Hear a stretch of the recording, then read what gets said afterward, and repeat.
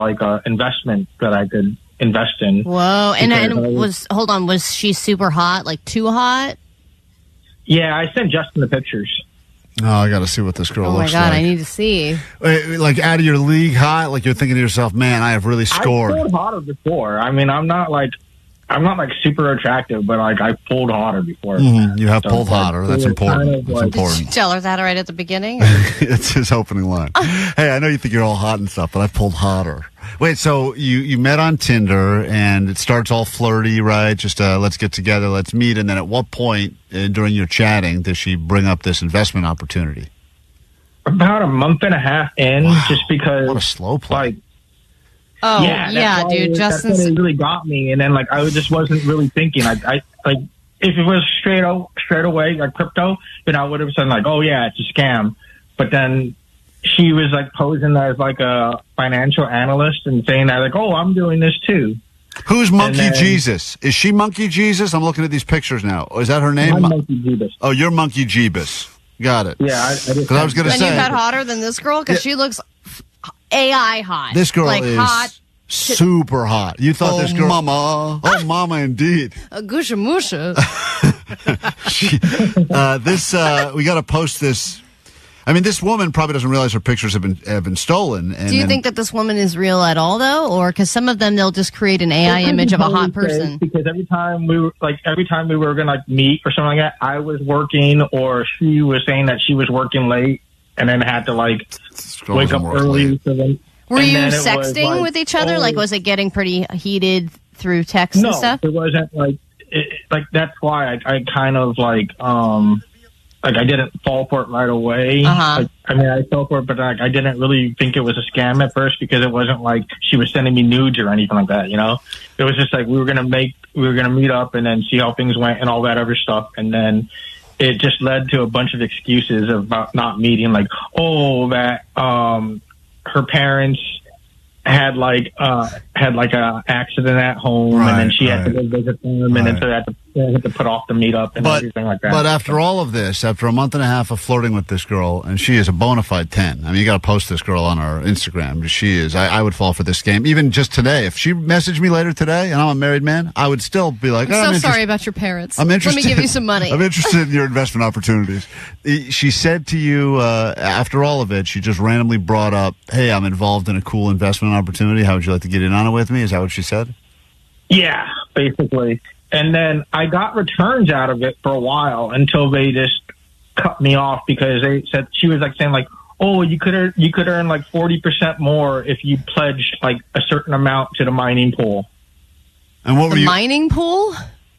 Yeah, it was like an Ethereum mining scam. Oh, it was crypto. Oh, okay. Crypto. Crypto yeah, scam. That's a big scam. Big scam. So at the beginning, you start throwing a little money and you're actually making money. So at the beginning, you're throwing 100 here, 200 there. You're actually getting money back. And then after they said to pledge the entire amount, then they took it and then they said that, that I had to put an equal amount into the wallet. Mm-hmm. To verify I had funds, right? And I was like, wait a minute, you're just gonna take more money from me? But you gave it anyway.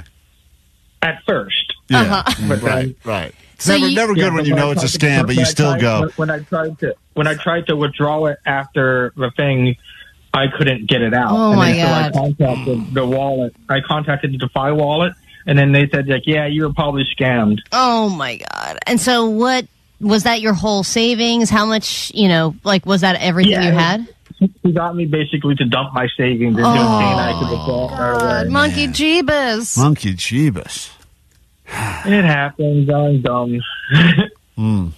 How long did it take you to save up that much money? Years, I would imagine.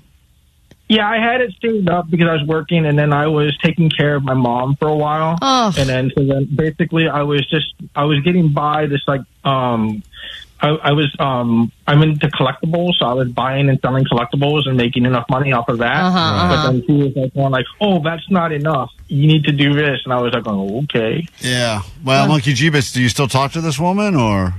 Oh, no. She totally cut me off. Oh. And then when I couldn't get the money to put more into the scam, she was like saying like, "Oh, people like you make me like sick. You should just walk into the ocean." And I was like, "Oh, holy shit." Whoa, don't say that. Don't say that word. Monkey Jeepus, watch your mouth. All right, so anyway, this does not have a happy end. I was hoping at some point this would turn and there would be a happy ending. And now we're getting married. So, right, that's not the case, though. This has a sad ending. You've lost $35,000, which you'll never see again, and you also lost this beautiful woman that was never there to begin with. Is that what we're getting at?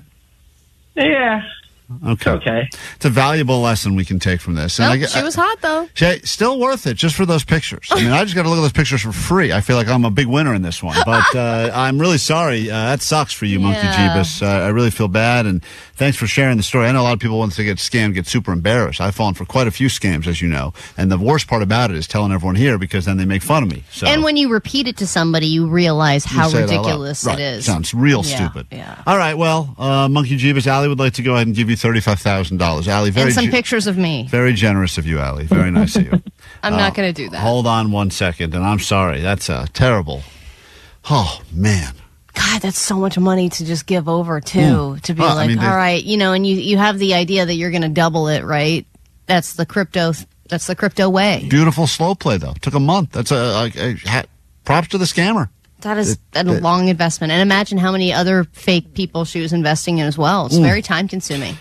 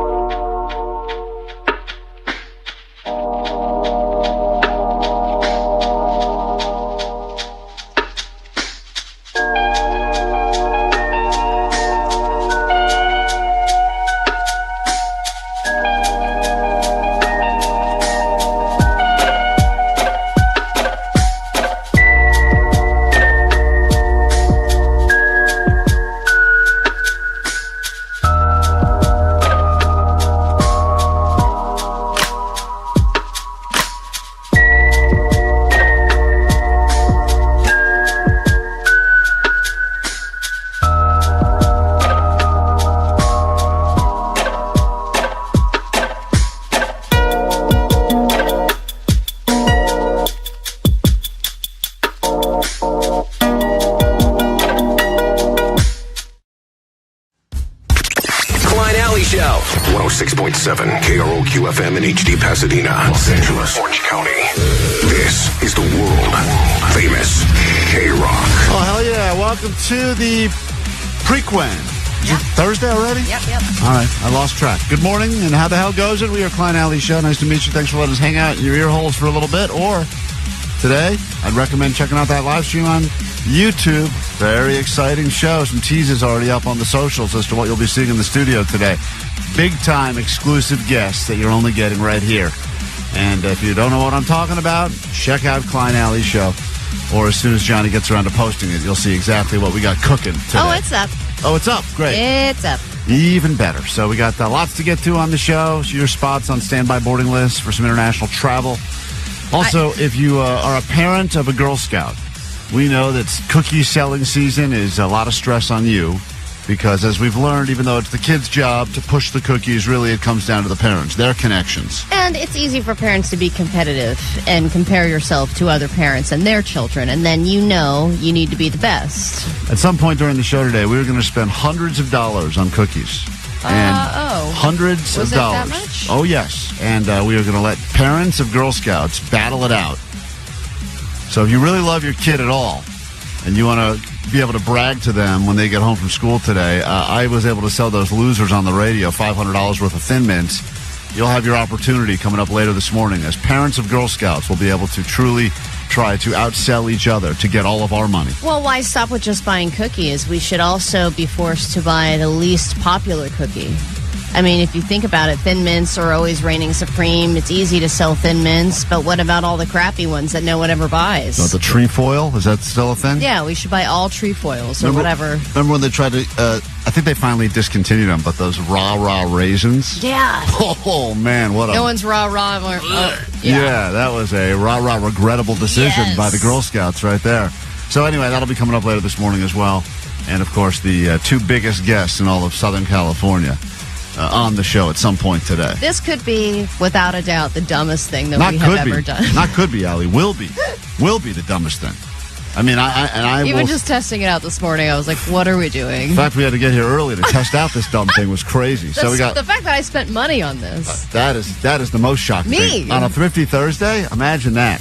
So lots going on this morning. Thanks for hanging out. You can watch us, you can listen to us, you can hang out with us. You can also interact. Phones, text line open, 800-520-1067. It's KROQ. Good morning.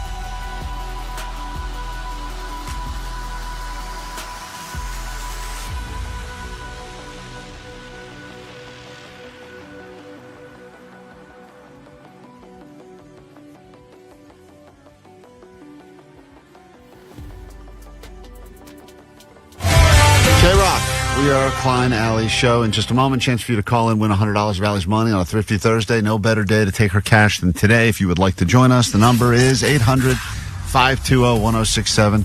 I just wanted to point out, I put up $100 of my money every single day. That's right.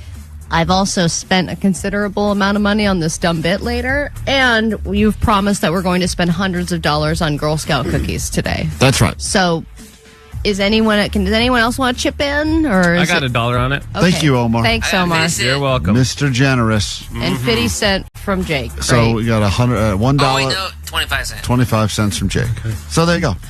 Allie, Hey, times are tough. I I don't know why Klein's making it rain, Allie. We're making it rain on I Girl don't Scout know. cookies He's like, today. let's just buy hundreds of boxes of Girl Scout cookies. I'm I like, didn't say hundreds don't- of boxes. I said hundreds of dollars. That's still so much money. Well, we want to give the parents something to brag to their kids about. The kids aren't going to be Who's excited. we? Who is we? You're Yeah. deciding all of this. Everyone here on the show. Why do you hate Girl Scouts, Allie? Because she remember that she didn't get in. Remember they I bumped. did get in, all right? She's the only one who wasn't allowed in to be a Girl Scout. Hey, No. Allie, how much do you spend on that dumb idea thing? Upwards of $75. For each? No, total. Oh, I think that's a deal.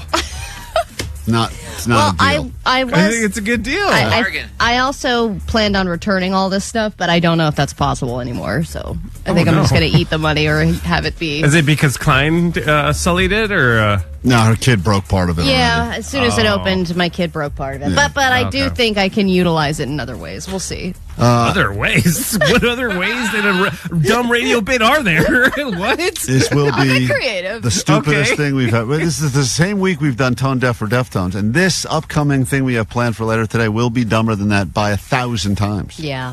But I also had your rendition of Chapel Roan's Pink Pony Club in my head all day yesterday. Yeah. It made me so A happy. lot of people did. It's a I would very just, popular be clip. walking around and go, God, what have you done? Yeah. You're a pink pony girl. And you're dancing the club, oh mama. Oh, mama.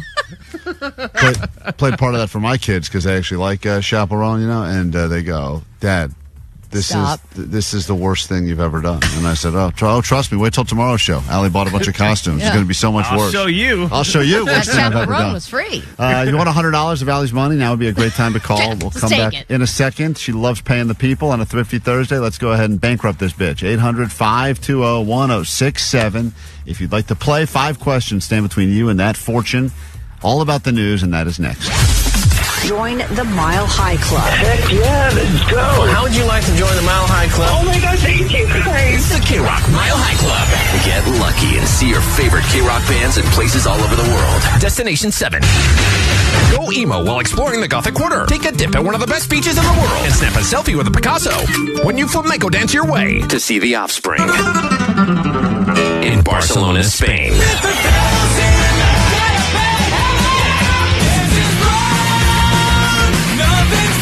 This is Dexter. I'm Noodles from The Offspring. And I'm reading this, can't you tell? Listen to 9, Noon, 3, and 6 and instantly win tickets to their show at the Kia Forum August 29th.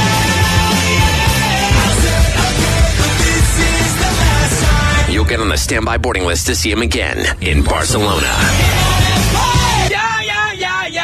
Courtesy of Live Nation and Concord Records. You're listening to the world famous KROQ. From Monster Tour Water, straight up water, nothing else. Visit monstertourwater.com to find a store near you. Save on hearty entrees at Whole Foods.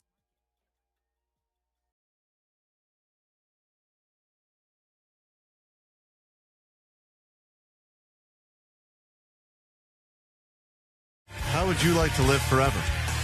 Maybe you don't want to, but at least you'd love the secret, so you could live forever if you choose. That's what it's all about these days. And every week on the show, we check in with another old person that lived to 105, 107, 115, because they got a secret. We've never heard the same secret twice, which makes us think the old people are trying to sabotage, want to kill us off in our prime so they can get all the glory. Here's a tease, Allie, because we're going to get to a brand new old people secrets in a moment, but this is the woman that will be delivering the secret. And if I give out my birthday to people.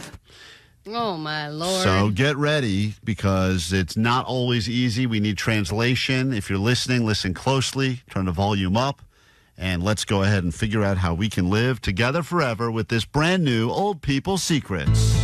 From chicken brain to drinking rain, not getting laid, they call me the barmaid. They call me the barmaid. That's right. Let's live forever with sweet dibbits. Time for some old people Secret. Johnny Cash, thanks for the song.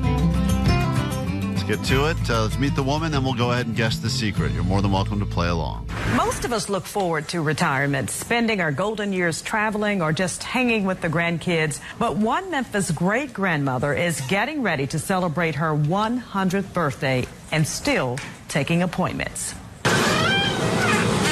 Oh, no. That's Is that her her hips. body? That's her hips, yeah. It's moving around. Oil her up, man. That's her crossing her legs. We got to oil her down. She, listen to this. She's 100. She's frozen in a garden.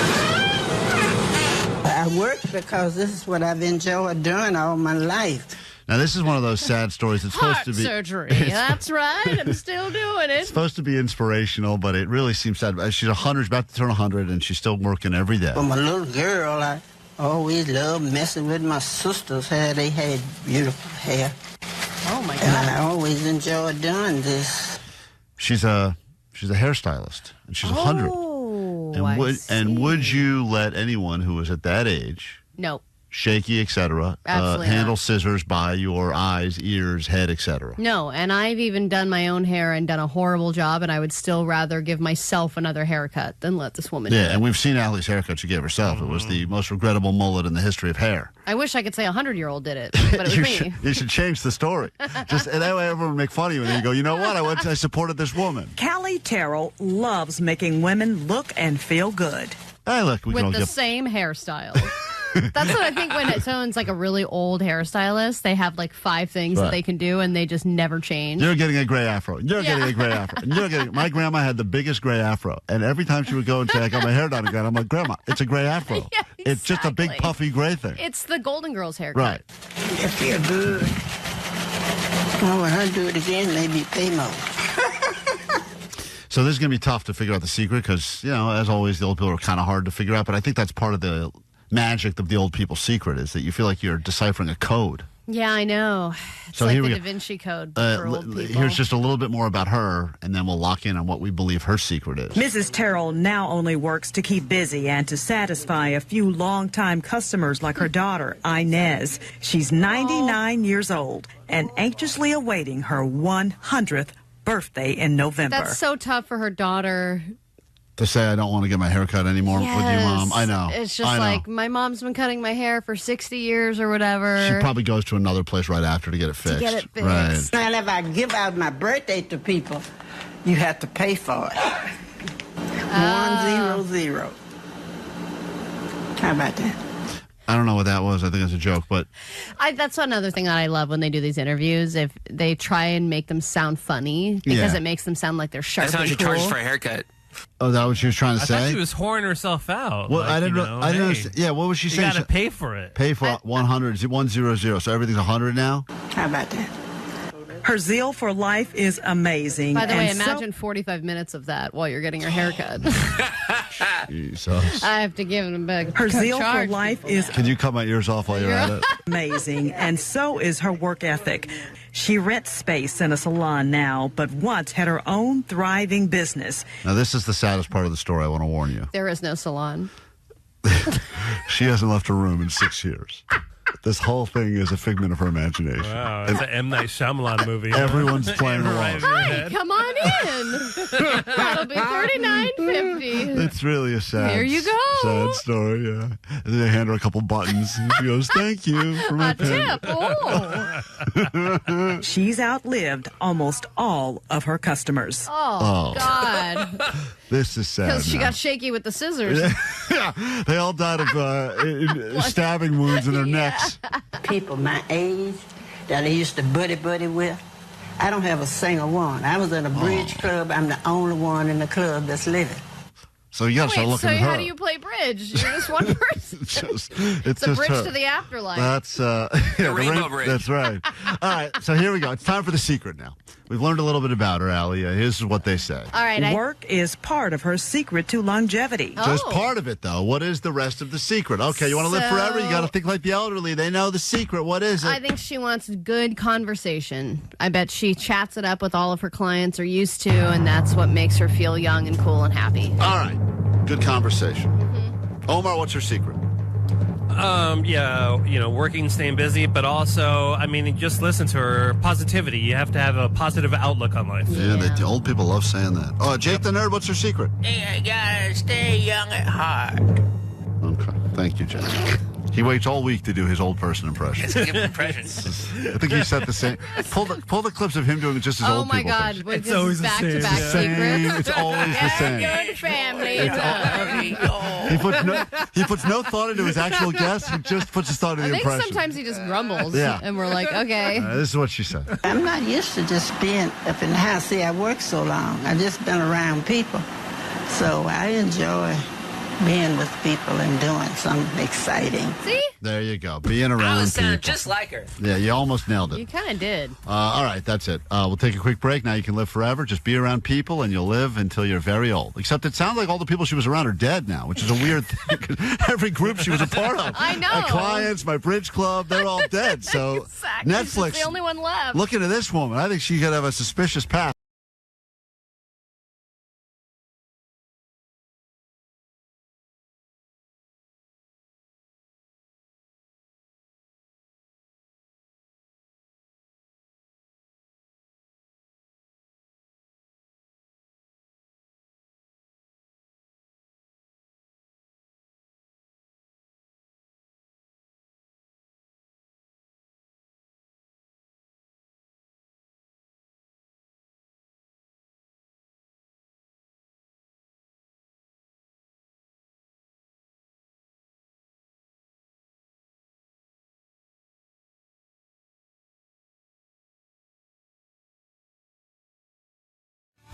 Let's see how many you get right. If you get at least 3 right, you're a decent person. You know what's going on in the world. If you can't get at least 3 right, you should study up. It's time for some Allie Knows the News this morning on KROQ for $100 of her cash. Always great when she loses, especially on a Thrifty Thursday. And with DIY theme songs on the GOAT line, it always puts her in the right frame of mind for the game. Allie is gross.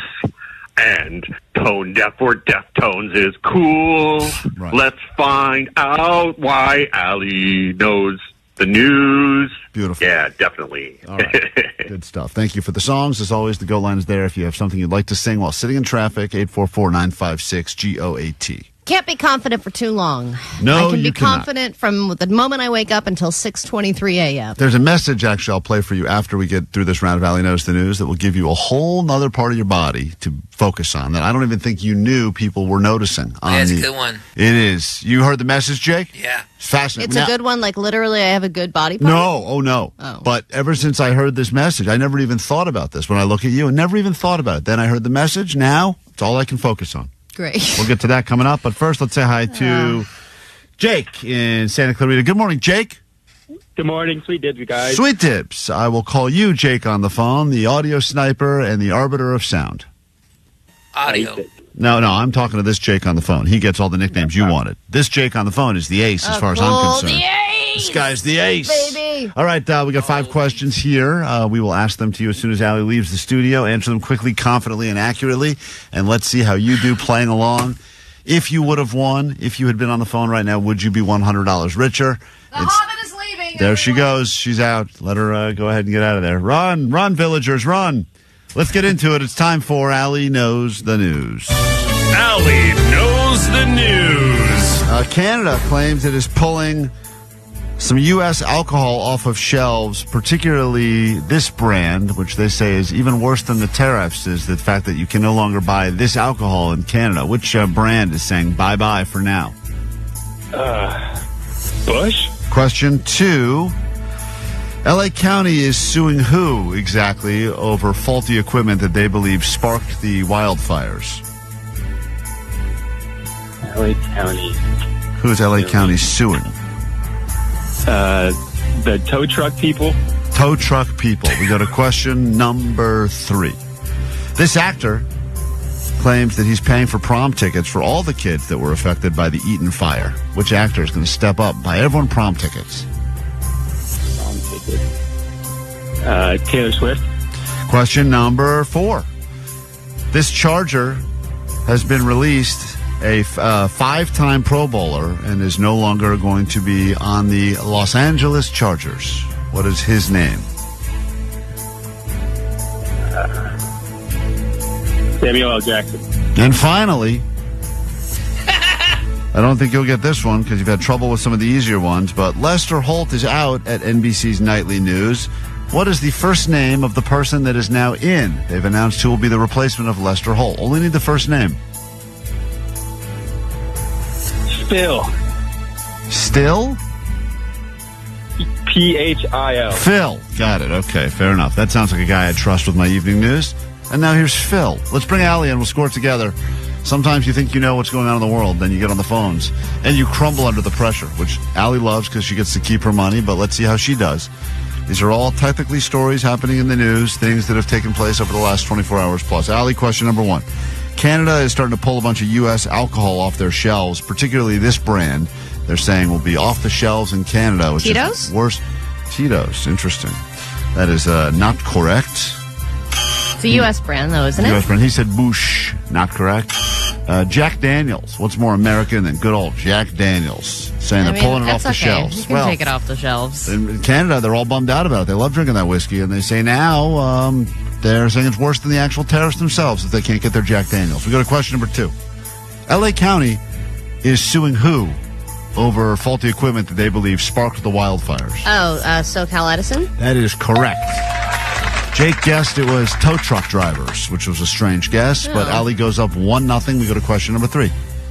This actor says that they're going to pay for prom tickets for all kids that were affected by the Eaton fire. That would be Steve Carell. He guessed Taylor Swift, but the correct answer is Steve Carell. Yeah, your tennis partner. That's not my part. Well, that's true. We did play on the same day. That was a very strange day. Steve Carell, my tennis partner. That's right. I would have accepted that answer. Go to question number 4. Allie's up 2-0. The Chargers have released this 5-time Pro Bowler. No longer on the Chargers. 5 seasons. Oh, God. More than that, but what a Pro Bowler. His name is? I don't know. I know I saw all that stuff about Metcalf, but that's the Seahawks. I can't remember who was on the Chargers. Joey Bosa. Oh. Joey Bosa. Like a true Los Angelino, you have no idea what's happening with the Chargers. And Do you have a lot going on with the Chargers? How heavily involved are you? No one does. That's my point. No one cares about the Chargers. We go to question number 5. Final His guess question. was Samuel L. Jackson, by the way. Yeah. Jake said Samuel L. Jackson. That would be That's hilarious. how little he knows. Final question. Allie's still up by 2. Lester Holt is out at the NBC Nightly News. What is the first name of the person that is in? They've announced the replacement. Who will be taking us into the evening with our Nightly News on NBC? First name only needed to get the point. Oprah? Oprah? Is that what you guessed? I don't know. Oprah? I'm just trying to think of a good one name. His guess was Phil. Also wrong. Tom. Tom is your new newsman. Tom Lamas, I believe is his name. Oh, we don't know who he is? Well, he's a news guy, but... yeah, I know, but I thought there was something significant about his first name. That's just his first name is Tom? Yeah. Why'd you think there was something significant about it? I don't know. The fact that you only asked for his first name. Well, because who's going to get the whole name? No one is. At least no one's going to get his first name. It's Tom. Big story. Well, anyway, Jake, you didn't do great, so what must you shamefully admit? I'm Jake from Santa Clarita, and Allie knows the news. Yeah, Why don't you shut up, Jake? She holds on. Allie, no need to be that mean to that guy. No, I said what I said. We'll come back next on KROQ.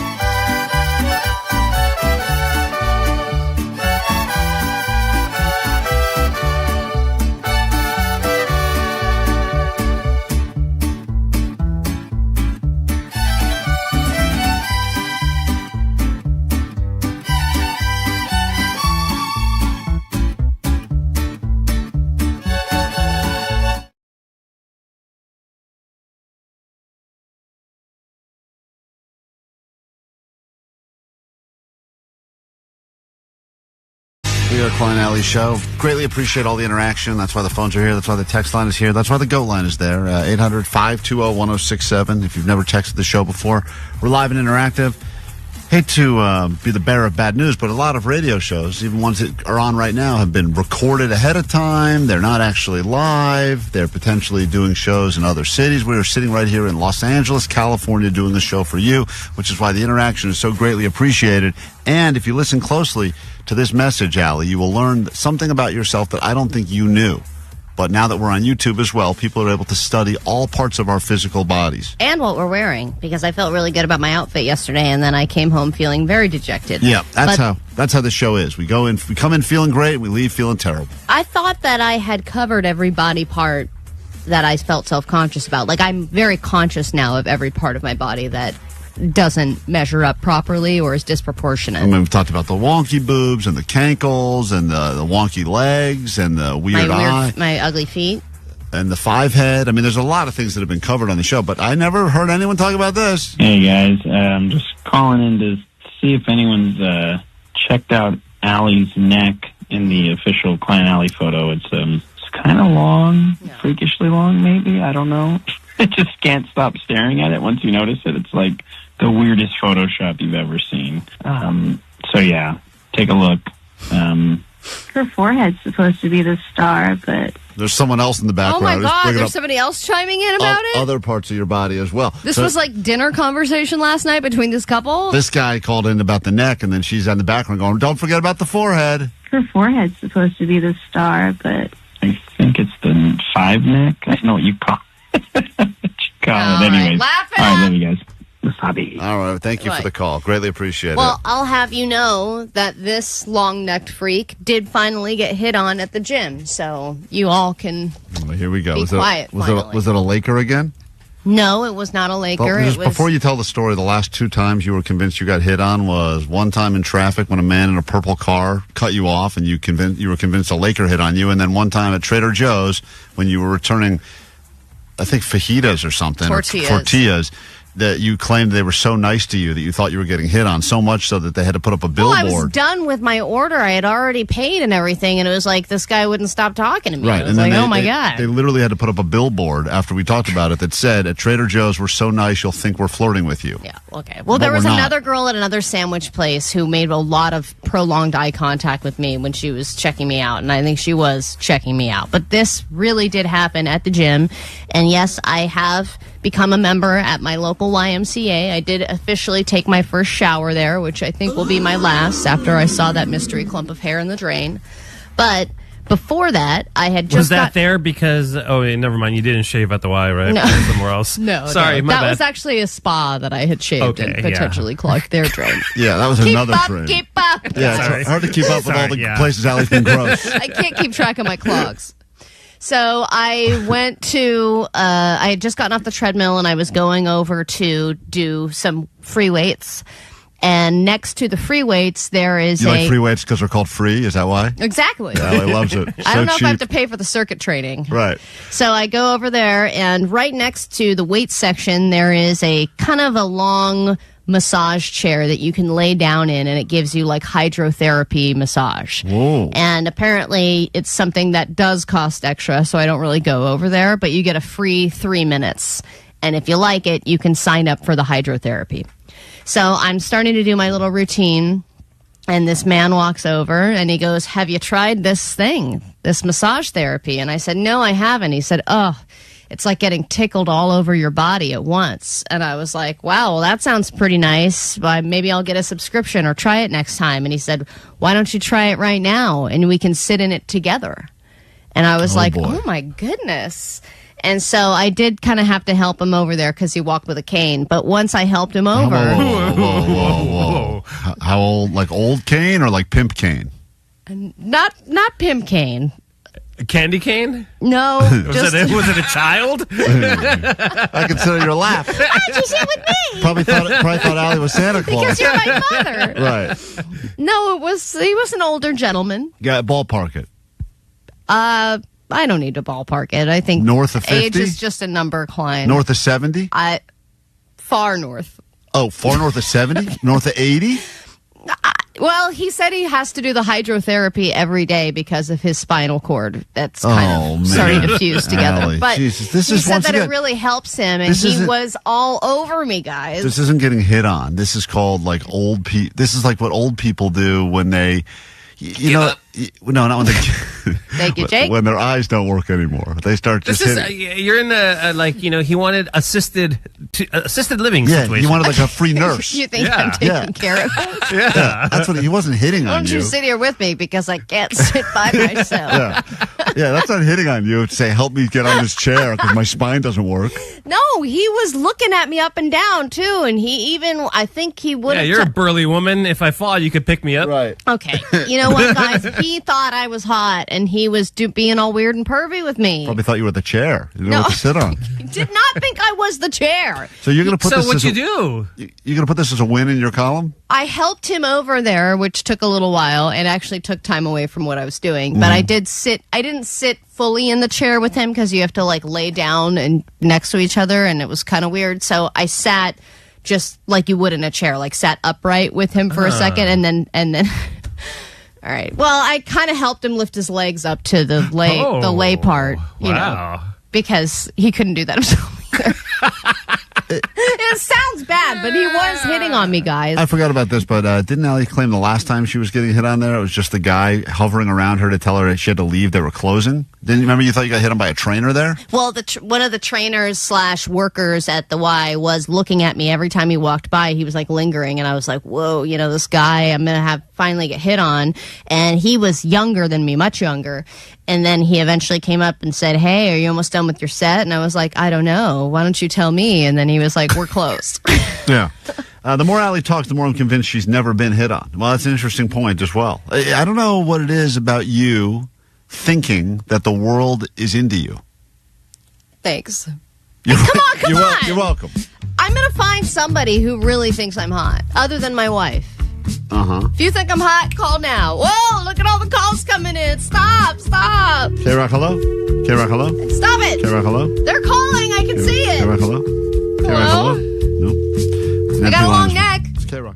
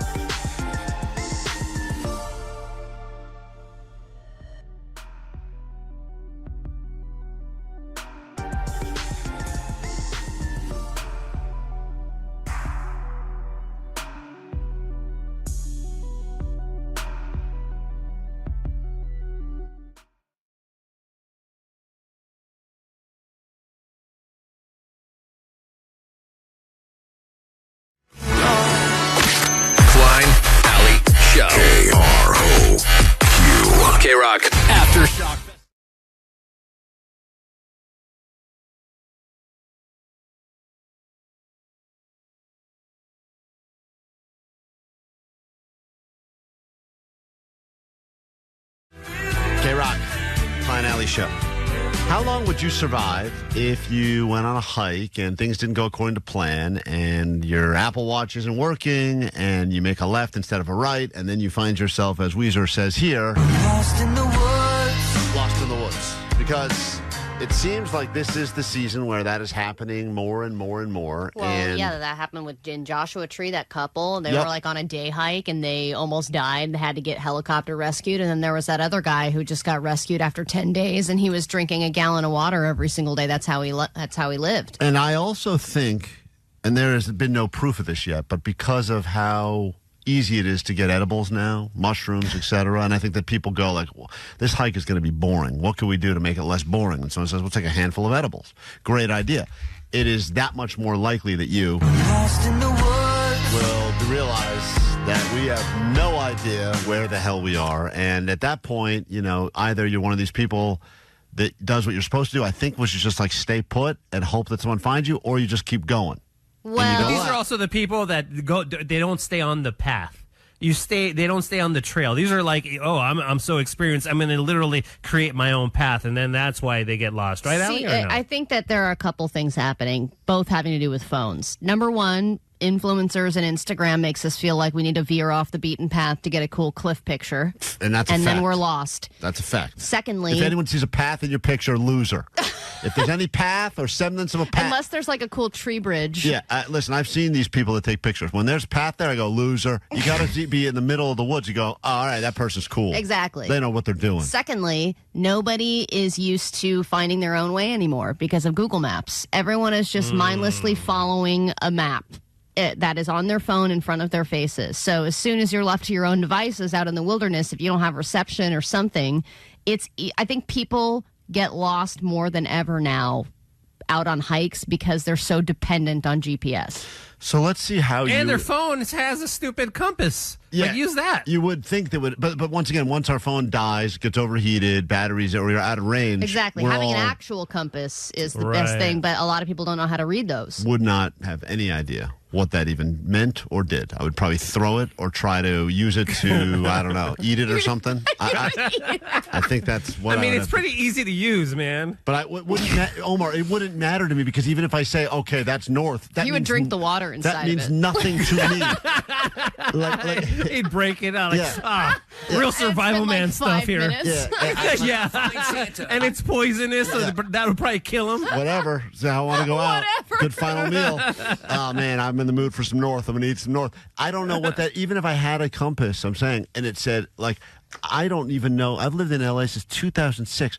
If someone said, I'm lost in the wilderness or up in the canyons, I wouldn't know if I have to go north, south, east, or west. It would mean I have to go down, probably. Well, here's the thing, and we can do a little quiz here to determine how long you guys would survive in the wilderness. 5 minutes. Just question number one, if you could only take one object with you on your hike other than water, what would you take? What is the one object you should take that will help you the most? Well, clearly one of those delicious compasses we just talked about. Yummy. I think, the one other item with me on the hike. Well, is there a right answer? Yes. Oh, there's a top 5, but I would say there is a clear number 1, 2, 3. Yeah. Xbox? No, you don't have. And this is aside from your hiking gear that you already have, like good shoes and clothes and stuff. Shoes and clothes you have, and you have water. Those are all okay. What is the one item you get? What? Is there one item you already get or no?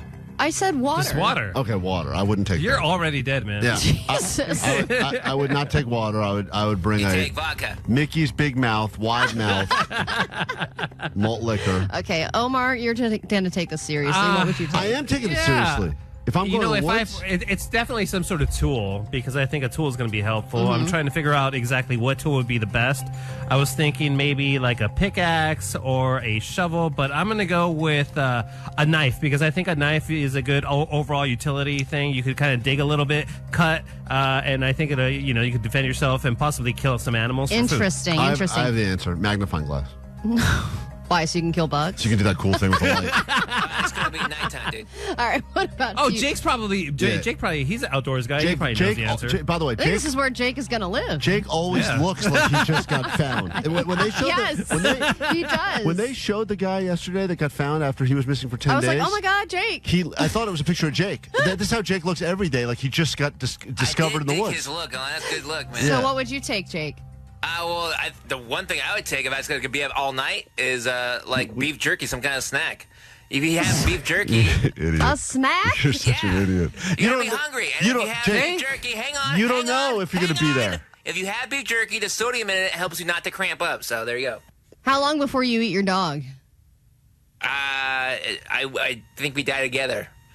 She would eat you so. She would eat you so quick and be so mad. She totally would. She'd love eating your corpse. That her meal was so smelly. All right, the number one thing you're supposed to take is you're right, the delicious compass, some form of navigation, compass, GPS map, whatever. The second thing is some kind of fire starter, some way to start a fire, and then a first aid kit and a knife.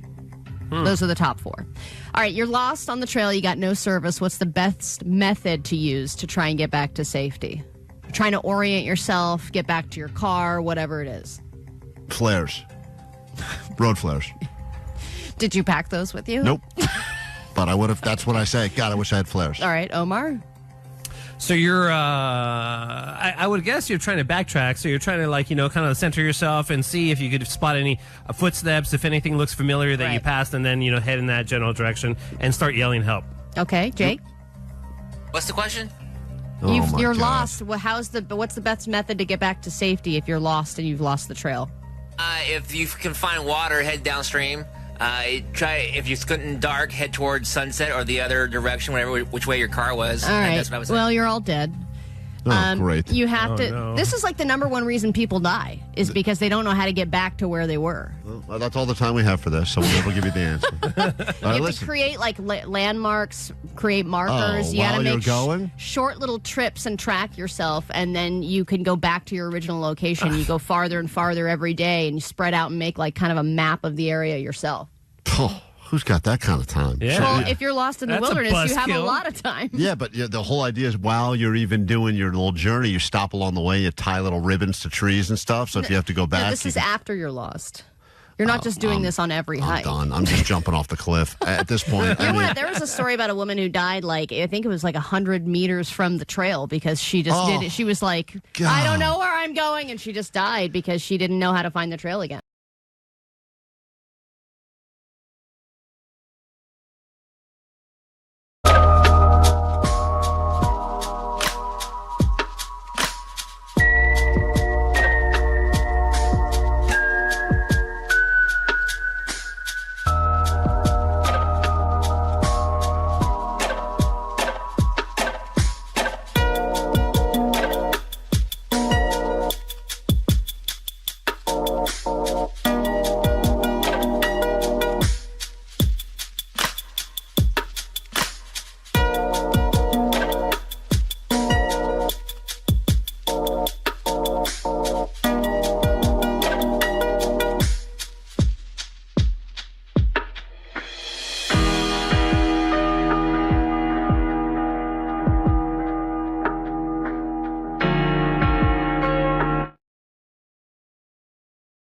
KROQ, it's Klein Alley Show. Let's get to your news. Then we kick off a brand new hour, perhaps the greatest hour of your life. Got some Kings tickets and much more coming up this morning. But first, this. Grab your Adderall. It's time for ADD News. All right, more festival lineups have been announced in the last 24 hours. So Aftershock, you've got Blink-182, you got the Deftones, Marilyn Manson back on the stage, Korn and Bad Omens.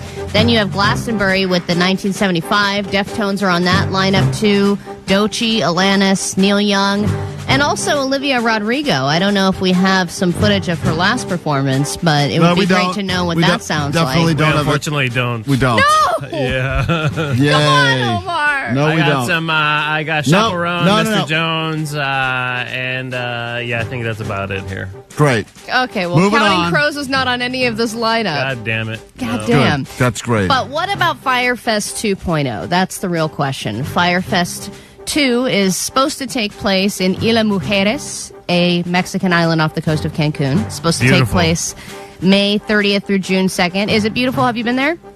My friend goes every year. He has family out there, and the pictures it makes me jealous so much. So there's supposed to be nightly performances from musical acts that have yet to be announced. They also promise a supplement of daytime activities like water adventures, extreme sports, leisure and wellness, and cultural and creative activities. But this just in, local officials from Isla Mujeres say they know nothing about this event at all.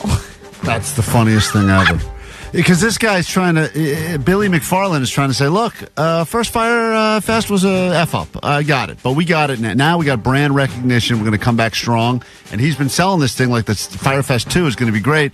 And then the locals are going, we never heard of this.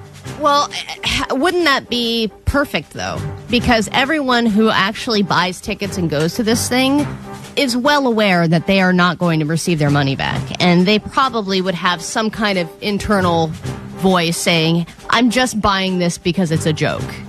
I'm not really expecting to get any kind of performance or real festival experience. But right? if you get screwed, I mean, if you really get screwed the second time around, it's in some ways... It's on you. It's on you, but it's...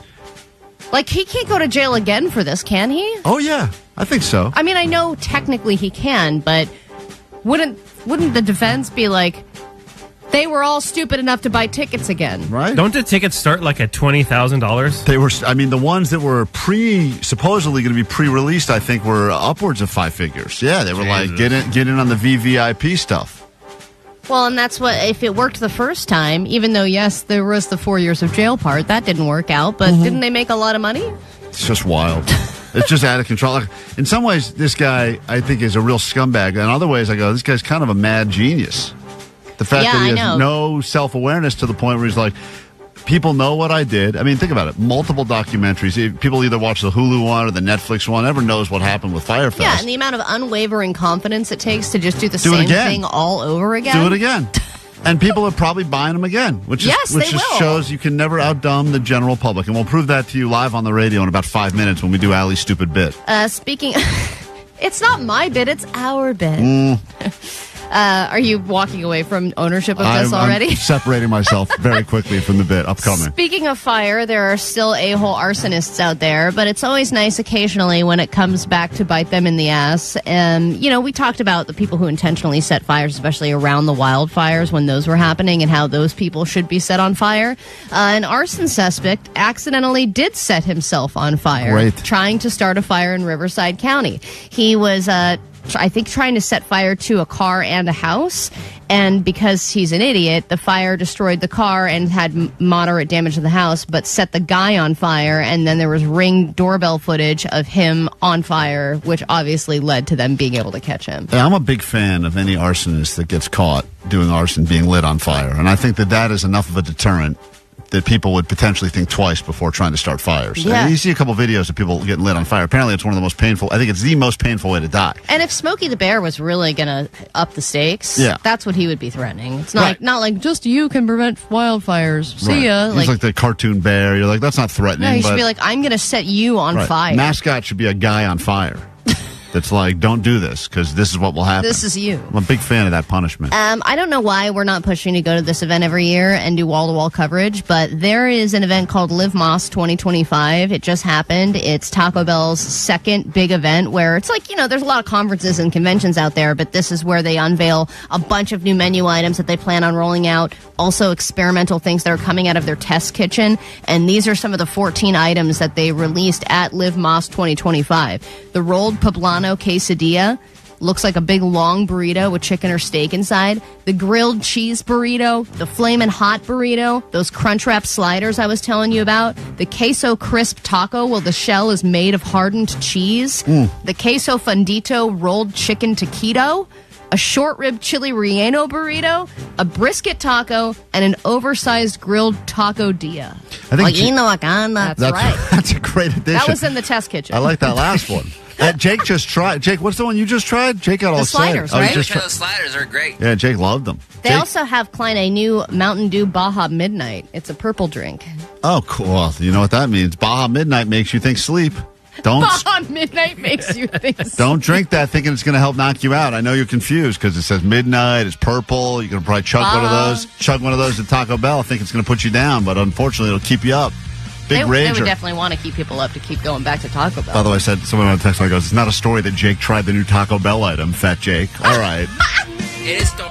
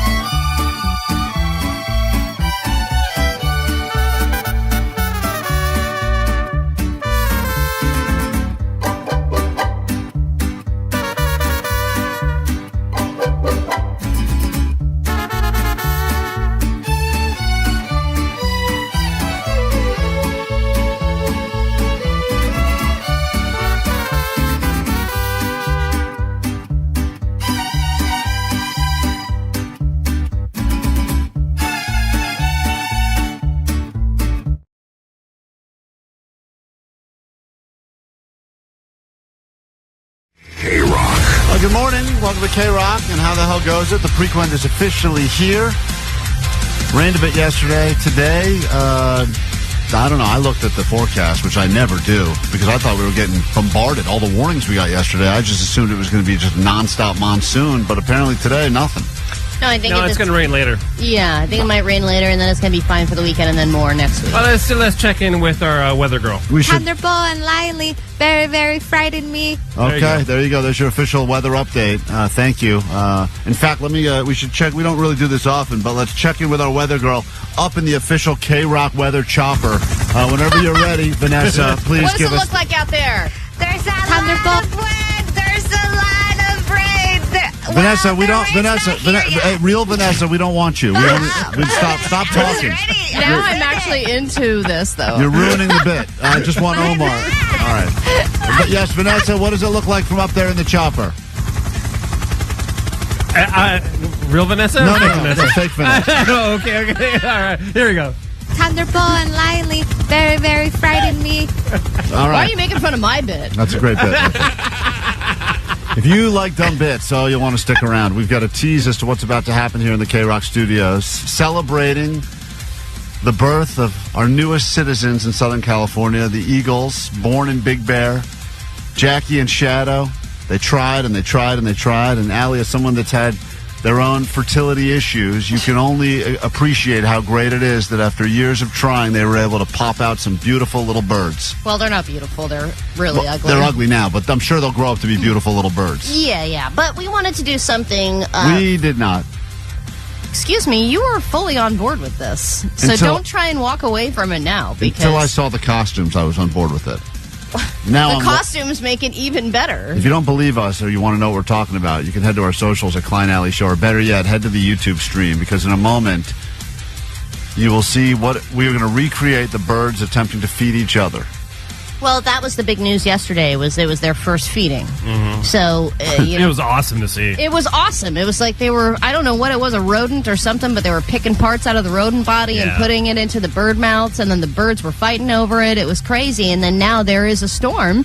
So it's how are Jackie and Shadow going to weather the storm? It's a big news story this week. We will be creating and recreating something that would only be seen on the Nature Channel or in our biggest regrettable moments, and it will be happening live on KROQ after this one. Plus, you could check it out, and I recommend you visually check it out, because I don't know how it'll play on the radio. Probably poorly. It'll be happening on YouTube right now at KROQ's YouTube, streaming live, and we'll be there in exactly 3 minutes.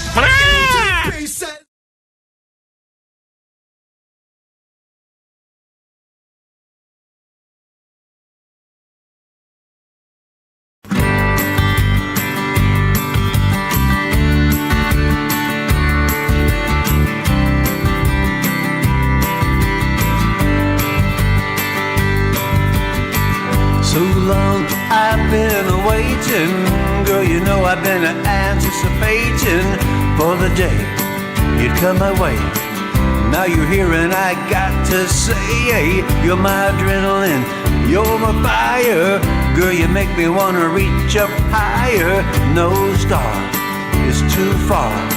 Spread your wings as we reach up for the sky. Give me your love, girl. Now give me your love, give me your love, girl. Now give me your love, give me your love, girl. Now give me your love, give me your love. I see the lightning, feel the thunder. Girl, it's time for us to go down under. I've got you, and you got me. Let's get together and make some memories. Give me your love, give me your love, girl. Now give me your love, give me your love, girl. Now give me your love, give me your love, girl. Now give me your love, give me your love. I got a shoulder you can lean on. When times get bad, Don't be sad, right here by your side. Yeah, yeah.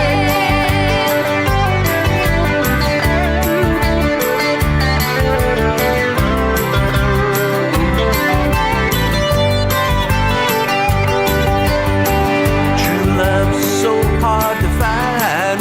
When you get it, got to hold on tight. I got you, and you got me. Let's get together and make some memories. Give me your love, give me your love, girl. Now give me your love, give me your love, girl. Now give me your love, give me your love, girl. Now give me your love, give me your love. Give me your love, give me your love, girl. Now give me your love, give me your love, girl. Now give me your love, give me your love, girl. Now give me your love, give me your love.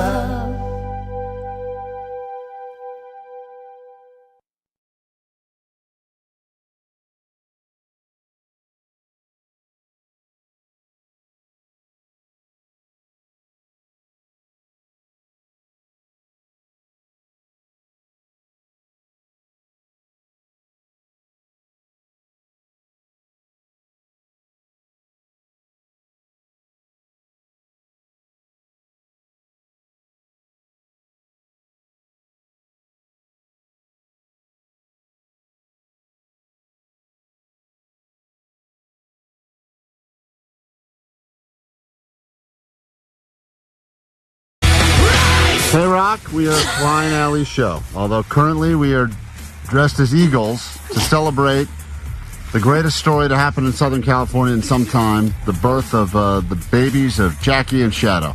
Yeah, and I was able to get a really great deal on some highly inflatable eagle costumes, just because I don't want Jackie and Shadow to get all the glory. When you think about it, anybody on a live stream can be a bald eagle and get attention, don't you agree? I don't understand what we're attempting to prove here by dressing up. I think this was one giant... you and Vanessa got inside of each other's heads, and you started hyping each other up and saying, oh, it'll be great if we do the show dressed like eagles. I think it's wonderful. Yeah, but I like it too. Visually, I like it too because I'm not doing it. Right, of course. That's the best part. I tried so desperately this morning to shift this onto someone else. I was like, it'll be just as funny if Jake comes in here dressed like an eagle. No, he can't fit in this costume. But we're going to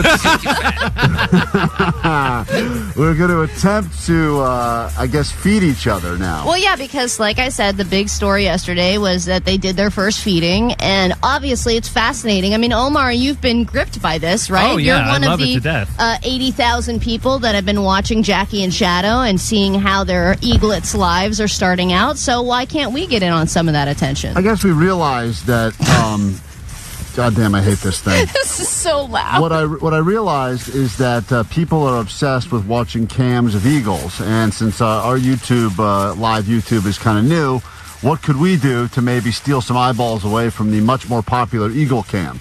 And we decided rather than just be a better version of a radio show, which is impossible, we tried, let's just maybe dress like eagles, and maybe we get some confused, really slow adults that actually check out this stream and think that they're looking at the Jackie and Shadow cam. Some of the immediate comments on the YouTube live stream are that Klein's nose still somehow looks better than the costume's eagle nose. Thank you. I'll take that as a win for me. So do you want to share some of this beef stick as a nice breakfast? So I guess what we were going to attempt to do right now is recreate eagles feeding each other, because that is the thing that everyone's going nuts about. If you haven't seen it yet, you're not yet watching the live Big Bear cam. But everyone thinks it's the greatest thing ever. In fact, I can't even play this audio because I can't even see my... I think I can get it. Could you have bought louder costumes, Ali? Or were there louder ones available?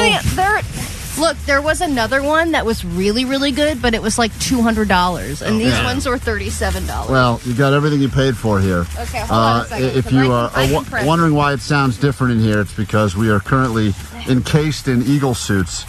And in a moment, we are going to attempt to feed each other. And I believe the meal this morning is a beef stick of some variety. Johnny, while you're here, can you please open up the beef stick, because I can't open it myself with my wings? Allie, I think we should let Allie try to open it up, because this was her idea from the very beginning. Let's let her... Well, and I also have a lot of respect for these eagles, because it is hard to do things without hands. Yeah, do it with your mouth. Put the mask on the right way. Well, I can't bite on it. Yeah, Allie's all ass backwards with her whole costume. Okay. And her face is coming out of the neck. Yeah, it's a terrible... Enough about my neck! The costume cannot accommodate Allie's giant long neck. If you are wondering what this monstrosity looks like, you can head over to YouTube. Johnny, open that up for Allie. What are you doing? No, I want Allie to try to open. It's a much funnier segment. Allie tries to open things in an eagle suit, because the reality of this is that it wasn't really that well thought out. I think they just got so excited about the eagle costumes that we just assumed the rest would figure itself out. Oh my God, I think I got it. And it clearly has not. So, yes! All right. So for anyone who's enjoying watching eagles do things, which apparently happens once a year around birthing season, maybe, just maybe, you'll enjoy this. Allie's going to I'm going to go over there. Stick it up, and she's going to attempt to feed each other, baby bird style, mouth to mouth. This is a live feeding, which apparently is all the rage these days on the cams. So take this, real eagles. Hold on. Allie and I are going to attempt. Klein's stuck. I'm trapped. Hold on. Oh my God. This looks like some sort of weird porn. I got this stick in my mouth, guys. We just did a very successful and unsuccessful live feeding. Oh, that beef tastes like cigarettes. Were you smoking again? You know what's funny about this dumb bit is that Allie thought this had enough legs to do once every hour. She goes, we'll start every hour with a live feeding. And I said, I think if we do this once on the air, it'll be more than enough. Look, I also said we should wear these the entire show. Right, that was another big mistake. So I didn't know how cumbersome they were going to be. I didn't realize we wouldn't have access to our hands at all. When we get back from this break, you will never hear of this ever again. So enjoy this memory while you can. The show continues next. And speaking of feeding, if you're the parent of a Girl Scout, father or mother, and you would like to prove that you are the best seller of the cookies, since we all know the responsibility falls on you, It's a chance for you to call us now. We'll let you try to outsell each other, and we will spend hundreds of dollars to buy boxes of cookies that we definitely don't need, but Jake will probably eat them all. That's next. Join the Mile High Club. Heck yeah, let's go. How would you like to join the Mile High Club? Oh my gosh, thank you, Klein. It's the KROQ Mile High Club. Get lucky and see your favorite KROQ bands in places all over the world. Destination 7. Go emo while exploring the Gothic Quarter. Take a dip at one of the best beaches in the world and snap a selfie with a Picasso when you flamenco dance your way to see The Offspring in Barcelona, Spain.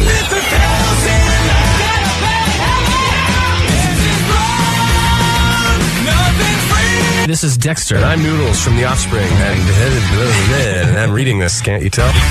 Listen to 9, Noon, 3, and 6 and instantly win tickets to their show at the Kia Forum August 29th.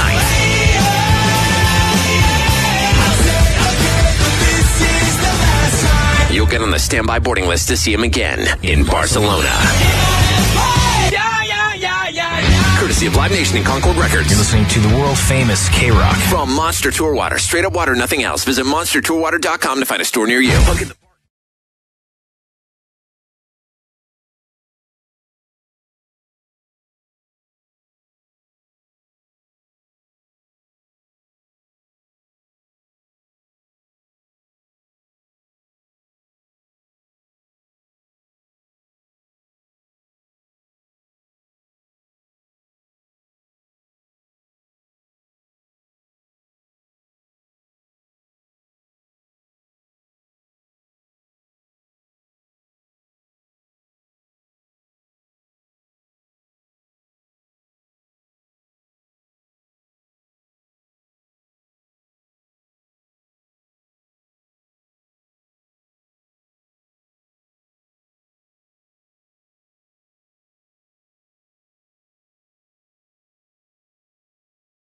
Society is which couple out there is the biggest dick couple? And when we use the word dick, we're not meaning it in the way that Pee Wee Herman would use it. We're meaning it more in this couple. Maybe in that case, do be a dick. Yeah, maybe you like them. Maybe they're a fine couple. You hang out with them, but there's something about that couple that just they fit into a couple that is, society could do better without. And there's some clear ones coming through already on the text line. We'll get to your calls as well. Our favorite nominee, we will invite you to join us this Friday with some lift tickets. 818 wanted to nominate right out the gate the couple that walks way too slowly together. Oh. Whether it's at a grocery store or on a sidewalk, they are so oblivious to the fact that they're blocking everyone from getting by, but they don't care because they're so in love. Hey, Sophia, it is officially the most romantic time of the year, only 2 weeks and a few days away from Valentine's Day. It's all about them couples. Which couple would you like to nominate right out of the gate as biggest dick?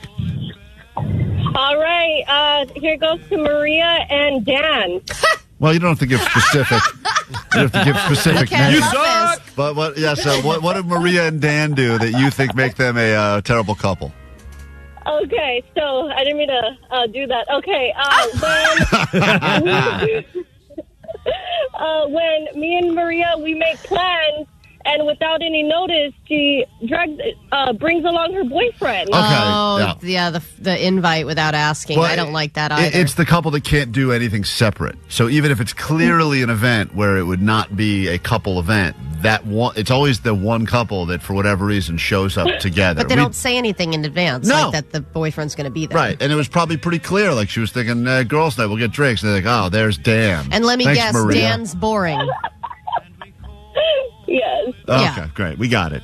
Yeah, that's Like an if Dan interesting- was cool, then they wouldn't say anything about it. Yeah, I know a couple like this. I think they finally broke up, but it became almost a joke that it didn't matter. We almost would set up the events to go, let's see how far we can push this to see if she still comes with him. So it'd be like, if we set up golf, she couldn't possibly show up. There's only 4 people in the group. And So then we'd she'll say show golf, up? and then she'd show up. What? And we're Would she "What?" play? No. She was like, I'll just hang out. We're like, what is going on here? Don't you have a better thing? Like, Don't you have 2 cars or something? Yeah, oh my God. Mark, all right, open nominees. Don't be a dick couples as we're officially entering the most romantic time of the year. Our favorite one, we'll get some tickets to join us Friday, Ditch Day, Snow Song. What's up?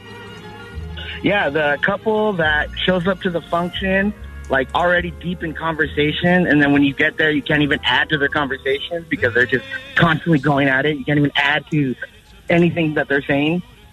Interesting. So they're in their own stratosphere. Like a fight? Yes, exactly.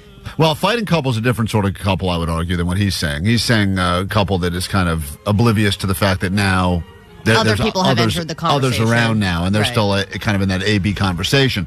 The fighting couple, which is an interesting one as well, obviously, are the couple that everything could set them off, and one of them's always mad at the other one. Yeah, but one that I like even more, 626 put in on the text line, is the couple that seems very happy together, but then when they're alone, they will talk crap about the other person in the relationship to you. Yeah. You That's a know, good it's one, like, too. well, he always does this, he always does that. And then the girlfriend comes over and she's like, well, he blah, blah, blah, blah. You know, they're always crapping on each other, but then when they're together, it seems like they're, quote, happy. Right, publicly, they look very happy. Hey, Ryan on KROQ, don't be a dick. Talking couples now as we are in the most romantic time of the year. Which couple do you like the least? Yeah, I like to nominate the couple that has to plan a double date and fights every single time a date is planned. Not even an hour goes by, and there has to be an argument for the most pettiest thing. It's interesting. For 'Cause example, sometimes you that's didn't wake me up for Disneyland. Yeah, sometimes that's the glue that keeps that couple together is the fact that they're so heated. Because they always say not fighting at all is a big red flag. If you're not fighting at all, that means kind of you're both checked out. But yeah, if you're but then fighting, there's always fighting. if you're fighting constantly about every little thing. And it's always interesting, too, because I've had people at restaurants before where there's a couple that's been together for a while and then like a new couple. And the new couple's getting along because they still like each other. And then the couple that's been together for a while is like, look at your future. Yeah. The steak. Well, you shouldn't get the steak. You're not going to eat it. You have a heart thing. Right. George, KROQ, welcome. It's Don't Be a Dick Couples. Our favorite nominee will get tickets to join us Ditch Day. What do you got for us? Hello, guys. How are you doing? Doing fine. So the couples that talk to themselves like babies, one to each other, and they also talk in third person. Give me an example of the first, the baby talk, please. So, so let's imagine John and Katie, and John is like, "Hello, how are you doing?" And the other one is like, "I'm good, baby, I'm good." And they talk to each other like that. They're like, "Oh, baby bear," and they're talking one to each other like that. Keep going. I'm still unclear. Give us a few more examples, if you could. Like, oh, you were talking about the steak, and they're like, "Oh, you're a big boy. You would like to eat the steak today?" And they're talking like that, and you're like, "What is going on with these guys?" Give an example of what that would sound like? What did you say? Give an example of what that would sound like? So it's just like that. They go on and on and on like that, and you are on the other table hearing them, and it's kind of really uncomfortable to hear that. Right. And if they were by themselves on the bed doing pillow talk, how would that sound? Like in the phone? Yeah. Oh, it would be the same. Yeah, give me an example. All right. So they will be like, "Oh, you're working today? You're working? When are you gonna be home? I'm waiting for you. I'm waiting for you. I want to see you today," and things like that. You know? Right. Yeah. And if one of them ordered a donut and the other one wanted to try the donut, what would that sound like? oh my god. Can you please give me a piece of your donut? I really want a piece of your donut. Right. I get it. Starting to make sense out. Right. All right. I find that really annoying. Yes. Right. I could see. It sounds like it. All We right. can understand now. I think we have a clear picture. I get that one now. But we'll Yeah. come back to you later. Yeah. Think of a good example, George, so we can role play a situation. We'll get back to you in a second. Daniel on KROQ, good morning. Don't be a dick. What's up? Morning. What's happening, guys? Looking for nominees for the biggest dick couples. As a result, tickets up for grabs, and we're going to save society by eliminating one of these couples once and for all. What's up? So I hate the couples that when you're at dinner and this couple, they're having such a good time that they have to make sure everybody around them knows it. They're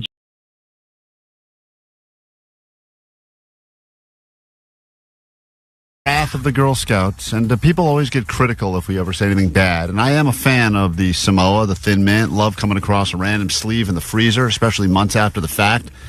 Love the Girl Scout cookies, eaten probably thousands in my lifetime. Every once in a while they have a real dud. They try to release like the rah-rah raisins, but they try to include kids and make them feel that they've got self-worth, and I guess that's a valuable message, right? Yeah, totally. And it teaches you to, build a sense of community and to come up with, very questionable sales tactics in life. Right. And lately, I remember, for a while growing up, my sister, I think one of my sisters was a Girl Scout at one point. It was, this is door-to-door, knocking and selling, old school, knock and sell, wagon, cookies, knock and sell, knock and sell. That was gave me a so different much time. Anxiety. Then it's recently, in recent years, very much changed now to folding tables everywhere. Can't escape them. Sometimes they will approach you as you're getting out of your car at a parking lot of a Ralph's just to go, here we go, we got cookies. Sometimes they got both exit and entrance covered so you can't even escape. And Omar said this year he's noticed a real uptick in the amount of parents that are doing all the heavy lifting. It's not even the kids so much. Yeah, it's insane, dude. The parents are getting aggressive. Kids, easy to say no to. It's good luck, kid. Life's tough. Learn this lesson. But parents, they're like, come on, you can't buy $5 a cookie? What are you, a loser? Yeah. Omar, are your kids interested in being Girl Scouts? Not at all, Yeah. which I'm so glad about. And that's great because some people, they get hobbies and they get interests that are really tough for the parents. And I would imagine that Girl Scout cookie season is very stressful for a Girl Scout parent. We have hundreds of dollars that we've been able to cobble together here because we didn't spend a lot on those stupid eagle suits you saw a moment ago. So as a result, we have a lot of money left. And we would love to give it to the parent that is best able to sell us on their kids' cookies. Because even though it's a kid's game selling the cookies, I think everyone knows it eventually falls on the parents. Yeah, but I also want to hear the underdog story. I think there are a lot of stars in the Girl Scout troop that are able to top the charts every year in terms of sales. And if somebody maybe is a little shy, doesn't really have the greatest, sales techniques, if they have a good story, I want to buy from them. So you have a chance now. 800-520-1067.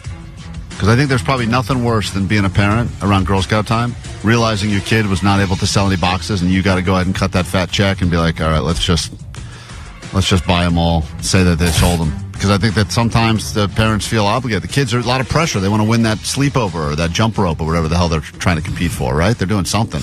All right, here we go, parents. Your chance to sell us. Moms, dads. Carol. Of course, Carol is the mother of a Girl Scout. Carol. Hi, Carol. Hi, Carol. How are you? Good morning. Good morning, Sweet Dad. Sweet Dad. All right, we will give you 15 seconds to really sell us, and I don't know which approach or angle you're going to go with, but one of these parents is going to effectively sell us, and we will spend hundreds of dollars to buy cookies, which will probably end up either giving away or Jake will end up eating if he decides to continue to put on weight. Jake, what's your favorite of the cookie? I know the answer is all of the above, but which is Girl Scout cookie that you like the best? By far, Samoa's. Yeah. Nothing thin. I knew Jake wasn't going to say thin mint. He doesn't know the word thin anymore. All right, here we go. All things thin. Carol, whenever you're ready, your 15 seconds will begin, and you have to sell us. Go ahead. Hey, guys. I am in the dire need of getting rid of these cookies before Sunday. Sunday is the last day to buy your Girl Scout cookies. Please help us get our girls to spend the night at the aquarium. We only have about 150 more cookies left to sell, so please. All right, there's your time. That was a. It's funny, the desperation to get rid of them. She's like all. on a bridge right now. Yeah, got to get rid of them. Please buy them, please. Before Sunday. All right, hold on. A night at the aquarium sounds fun. Yeah. Imagine how much is that? So they have to what? Who How knows? much is probably like $5,000 to rent out the aquarium? Well, I'm sure the aquarium probably donates it, right? It's a tax write-off, but Michelle, 10 seconds or 15 seconds. Good morning, Sweet Deb. It's all right. We are going to spend hundreds of dollars on Girl Scout cookies. It's only going to go to one of the mothers or fathers who sells it best. Whatever you need, and maybe it's desperation, maybe it's a sob story. Your 15 seconds starts now. Go. Please buy from my daughter Fiona. She is a junior and trying to earn that mini fridge for her room for her and her brother. She has been going door to door because I work full time and can't make those booths. So she has been boots on the ground, going door to door, trying to sell the cookies, and even wanted to borrow wheels. Time's up. To borrow wheels? I don't know how that sentence was going to end. She used her 15 Is the seconds. kid in the wheelchair? She should have started with that. Oh if my that's God, the that case. would have been great. I think she was going to say wanted to borrow a wheelbarrow. I think it's what can't she was knock on gonna- your door because there's no ramp. Please buy cookies. That would be a good story. Should have started with that. I also think that selling cookies in order for a kid to get a mini fridge is a good cause. Right. Having a mini fridge in your room as a kid, that's got to be awesome. Yeah, I gotta buy a beer now. Emily. Emily, good morning.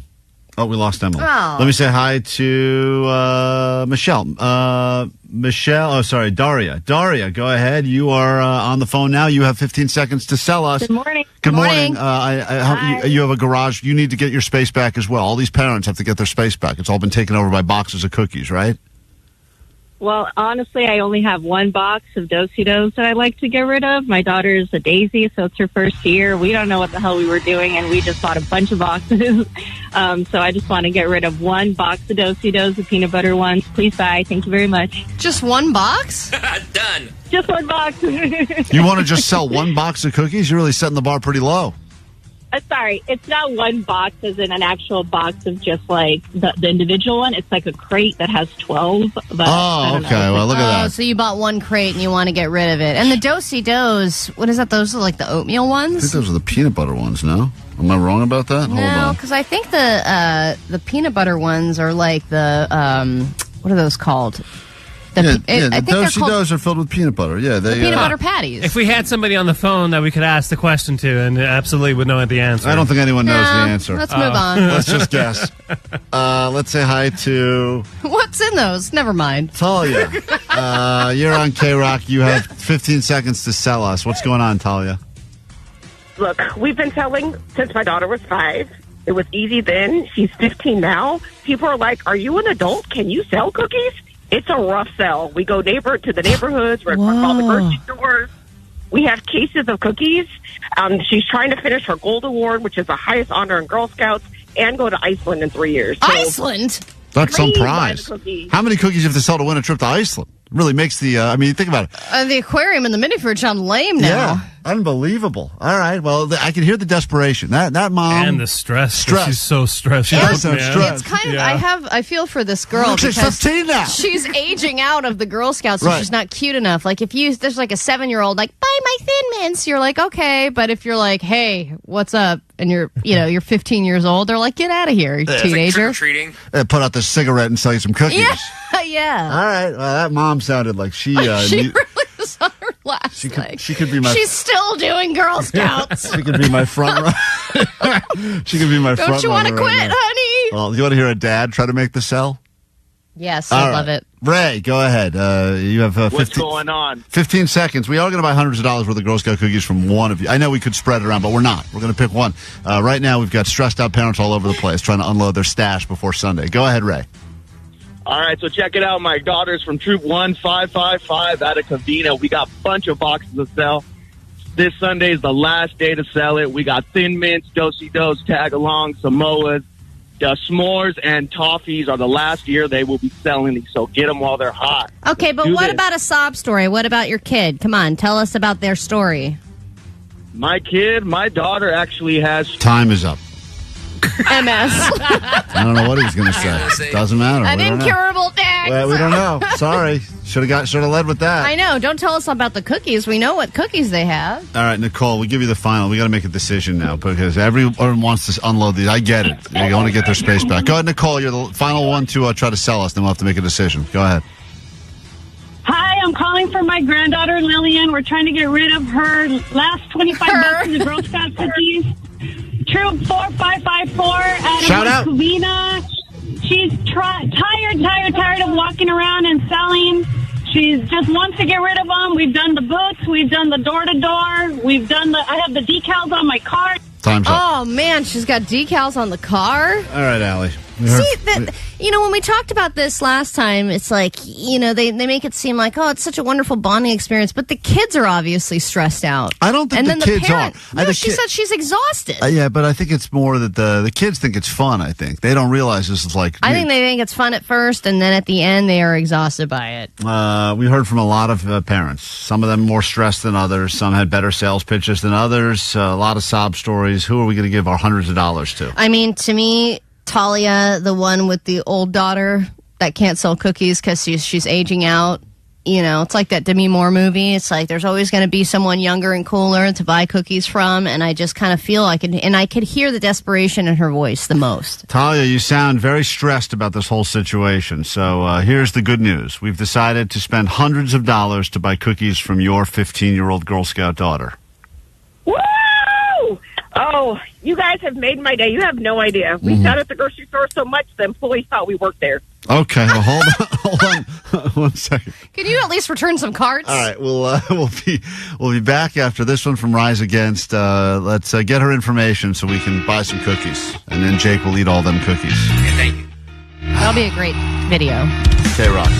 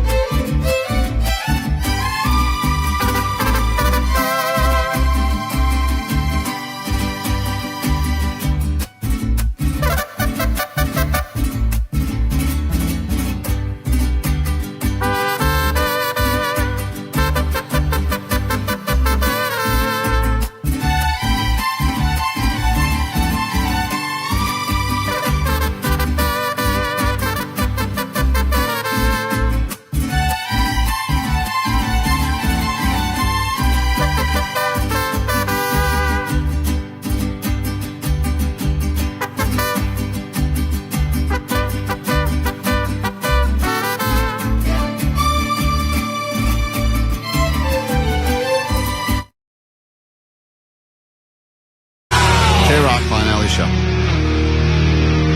If you need us, we're here. 800-520-1067. Already spent hundreds of dollars on Girl Scout cookies today, and the day is young. Going to get someone on a standby boarding list so you can travel to Barcelona, Spain, and see the Offspring, and we'll get you some tickets to see them at a show right here.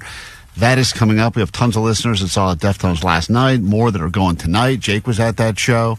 Not only was Jake at that show, but Jake and his new love, Tina, are basically moving in with each other for the. They're not moving in.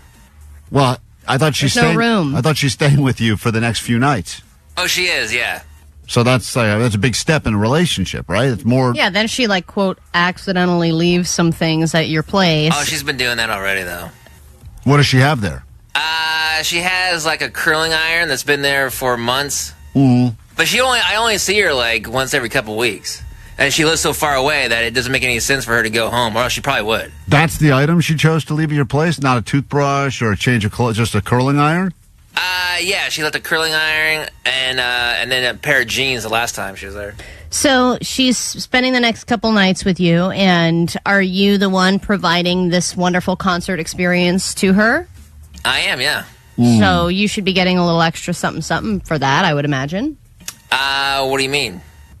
Well, if you're you're taking her to see her favorite band for 2 nights in a row, don't you think, it should be Pound Town for the next couple days? Yeah, but that's happens all the time anyway. Well, you say you only see her every couple of weeks, though. Yeah, but every time we see each other, that's pretty much what we do. How many times? Well, last night was twice. After the show? Twice after Deftones? No, once before, once after. Huh. Wow. Hmm. That's a long... I know that obviously when you first start dating somebody, you want to be going at it all the time. But for that to still be happening, I feel like there's something more here. Jake, have you ever thought of taking it to the next level? What would be the next level? Seeing each other more than once every 2 weeks? Has there been a conversation about this being an exclusive thing? Exclusive, yeah. Oh, yeah. We've talked about how, I'm not trying to see anybody else. She's not trying to see anybody else. And, it wouldn't be fun for me to find out she was seeing with someone else on the side, and I think likewise.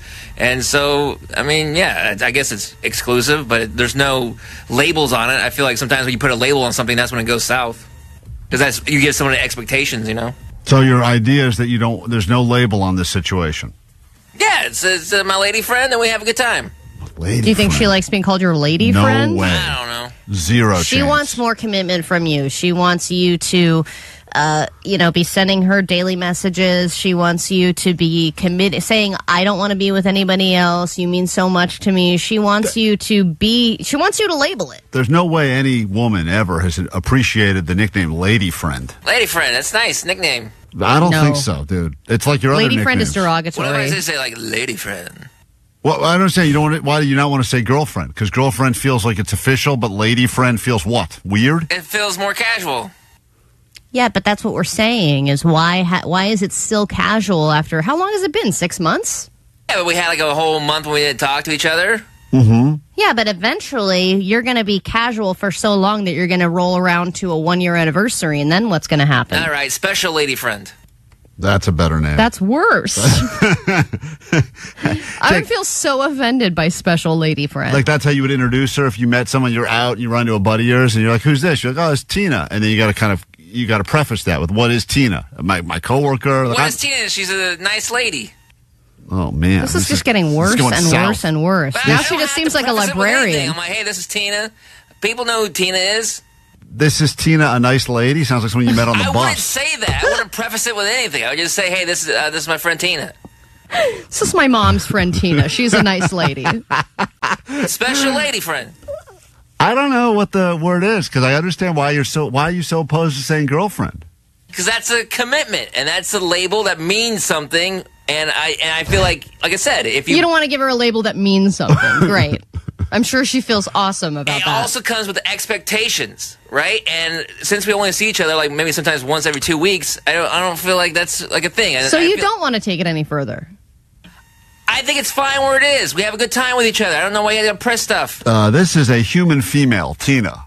That's a good way to do it as well. I like that too. Yeah, human female. That's a great way. This is another human with a pulse. Well, adult lady friend, special. Adult lady. That you nailed it. I don't know why. It's very funny because I can imagine, and based on some of the texts coming through that are from women, they say this would be a giant red flag and a weird move. Yeah, and I know you think it's weird that we keep pressing you, but we're just trying to help you out because this is something that you're going to have to face down the road. You're going to have to pick a lane here at some point. I picked a lane. Yeah, but the casual lane ends eventually. Guys, I actually think Tina also wants it to be casual. I have a feeling. Really? Yeah, I think that's why Jake's saying this because, come on, Jake. What? She would have already told you, no, this is serious. Since she hasn't said anything, she likes the situation that's happening right now. You think she calls Jake her special man She's friend? like, yeah, that's my side, dude. I'm her special situation. Exactly. Yeah, I really do. Let's go, Tina. I think that she probably has multiple other people. No. Jake, text me Tina's number. Is she available now? I don't know. She's probably crashed out of my house right now. We had a late Good. night. Let's get to the bottom of this right now. Do you have her number? Let's wake her up with some very pressing questions. Yeah, I have her number. Good morning, special lady friend. Do you have her number? If you don't have it, I don't have her What is it in your number? What is it in your phone as? Yeah, we only communicate through carrier pigeon. What is she saved in your phone as? Special lady friend? No, it's Tina-san. Tina's son? Oh. San, she's half Japanese. Yeah. Okay. Well. That's what she wanted her name as. All right, fair enough. Jake loves it. He loves it. Jake's got a flavor. He sure does. All right, we got to take a break. Now we're up on the break, but we got to get Tina on the phone. And we will ask her what she wants to be referred to as. Do you want us to get to the bottom of this for you or no? No, I feel like that would be no. Great, we'll do it we next. have a date tonight. I don't want you to say something that turns it sideways. Too late. What do you mean too late? I think you're going to do that yourself if we don't do it first. Oh, great. I'd rather do it myself. Cancel the next hour of the show. Tina's son will be joining us live. We should have Tina in to do a lie detector. Oh, that's great. And ask, are you still attracted to Jake after he gained 50 pounds? Didn't gain 50 pounds. More than that. Much more. All right, we'll be right back. This is very exciting. This is my big-boned adult friend. Klein Alley Show. Imagine.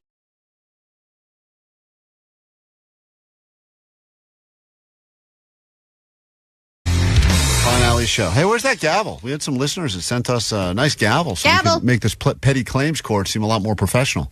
You can go ahead and check out the YouTube right now as we're streaming live, and you can watch Vanessa scurry in here with our brand new gavel.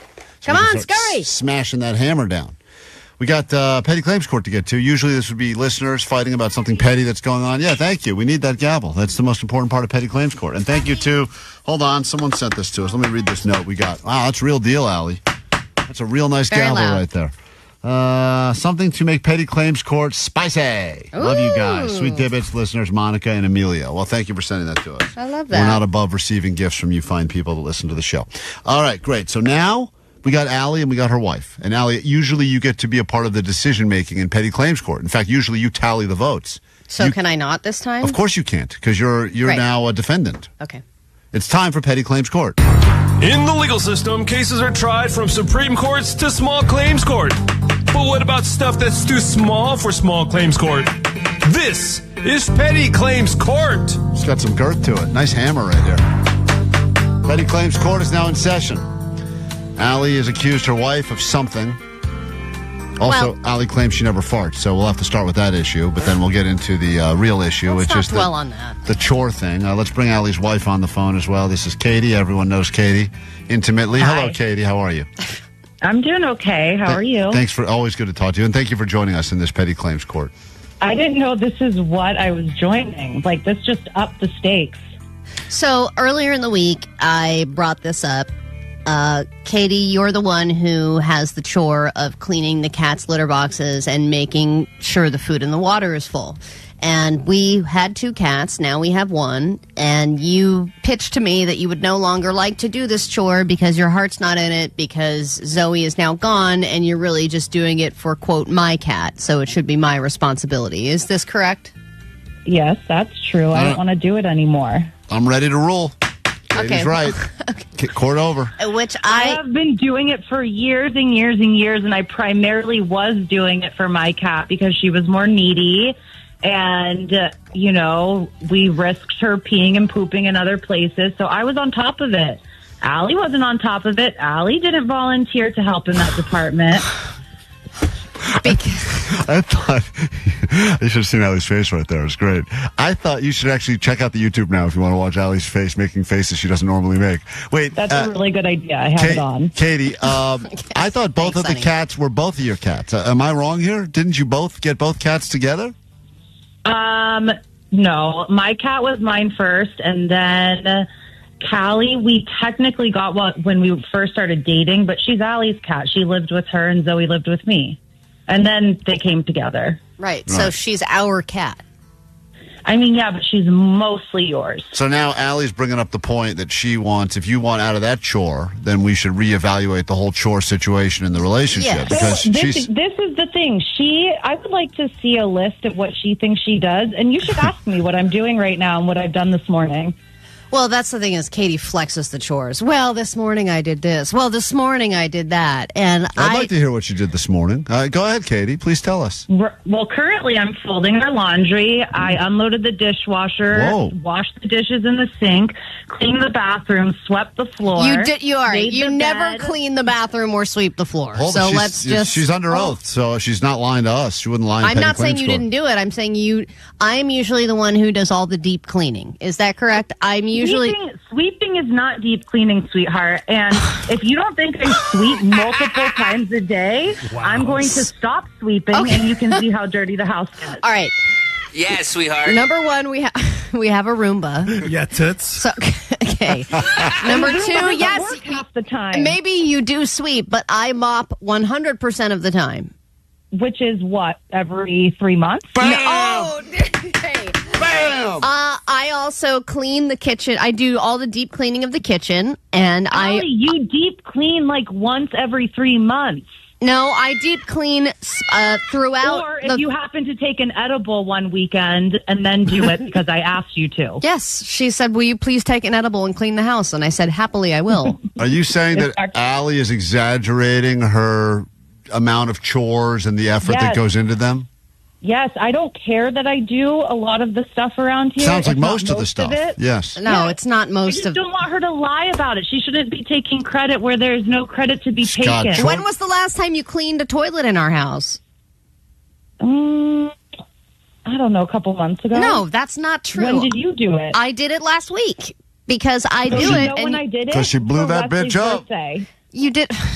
Well, also the other thing is that I make the meals 100% of the time. Oh, don't, so no, you're pivoting. You're moving away from what we're talking about now. You're changing. Objection sustained.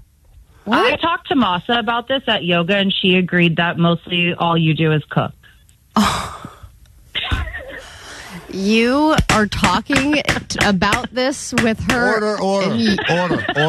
Excuse me. I do so much more. I am cleaning all the time. All right, listen. It feels like both of you think you're doing everything, and it turns out that we probably both are. the only person that's doing everything is Katie. That's not true.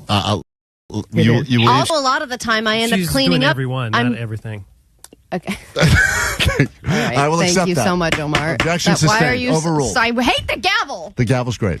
The thing is, I'm also doing most of the cleanup because Katie said that I am a messy cook and I need to clean up after myself. Right. That is so true, and you have gotten a little bit better at that, and I appreciate that. And I run the dishwasher because you say you don't want to run the dishwasher. 818 says this is the greatest petty claims court ever. You guys need to get one of those litter robots that will take care of the kitty litter duties. It sounds like the two of them are going to straight up split after this conversation. I can't believe you would make them do this before Valentine's Day. Mm-hmm. LMAO, she's talking to the yoga instructor about Allie. Unbelievable. I mean, it's people are fired up. You will get 10 seconds of closing arguments each, and then we will have to turn this over to a vote of your peers. Everyone has got jury duty this morning. Sorry to break it to you. Then we'll come back from the break and we will announce the results. Katie, you have 10 seconds. Yeah. You've been accused. Wait. Okay. Yeah. What am I accused of? What am I defending myself? Well, that's a good point now, Allie. What are you accusing her of? I'm accusing her of now getting out of the chore of cleaning the litter box when the chores are, in my opinion, evenly split or even skewed towards me where I do more. All right. 10 seconds, Katie, to defend that. Ridiculous. Okay. So Stop laughing at me. I mean, maybe that's my argument. All right. Her laughter is her argument. There's your 10 seconds well used. Allie, you have 10 seconds as well. You seem a little bit more unhinged. Come on, tits. I work twice as many hours as you do. Okay, so you have a lot more time to do the laundry and fold the laundry. And if I do try and do the laundry, then you say I'm not doing it right. So you do the laundry, and then a lot of times you will leave it in the bin unfolded for days. All right, 10 seconds. All right. Votes now. You got to vote Allie, you got to vote Katie. Someone's going to... Katie or sweetheart. Katie or sweetheart, get your votes to us. 800-520-1067. I cannot wait for the verdict. We'll come back with that. 626 Allie has stolen chore valor. It is stolen valor. It is stolen chore valor is what it sounds like. It really does. We'll come right back with the results of this petty claims court after this quick break. Oh, my God.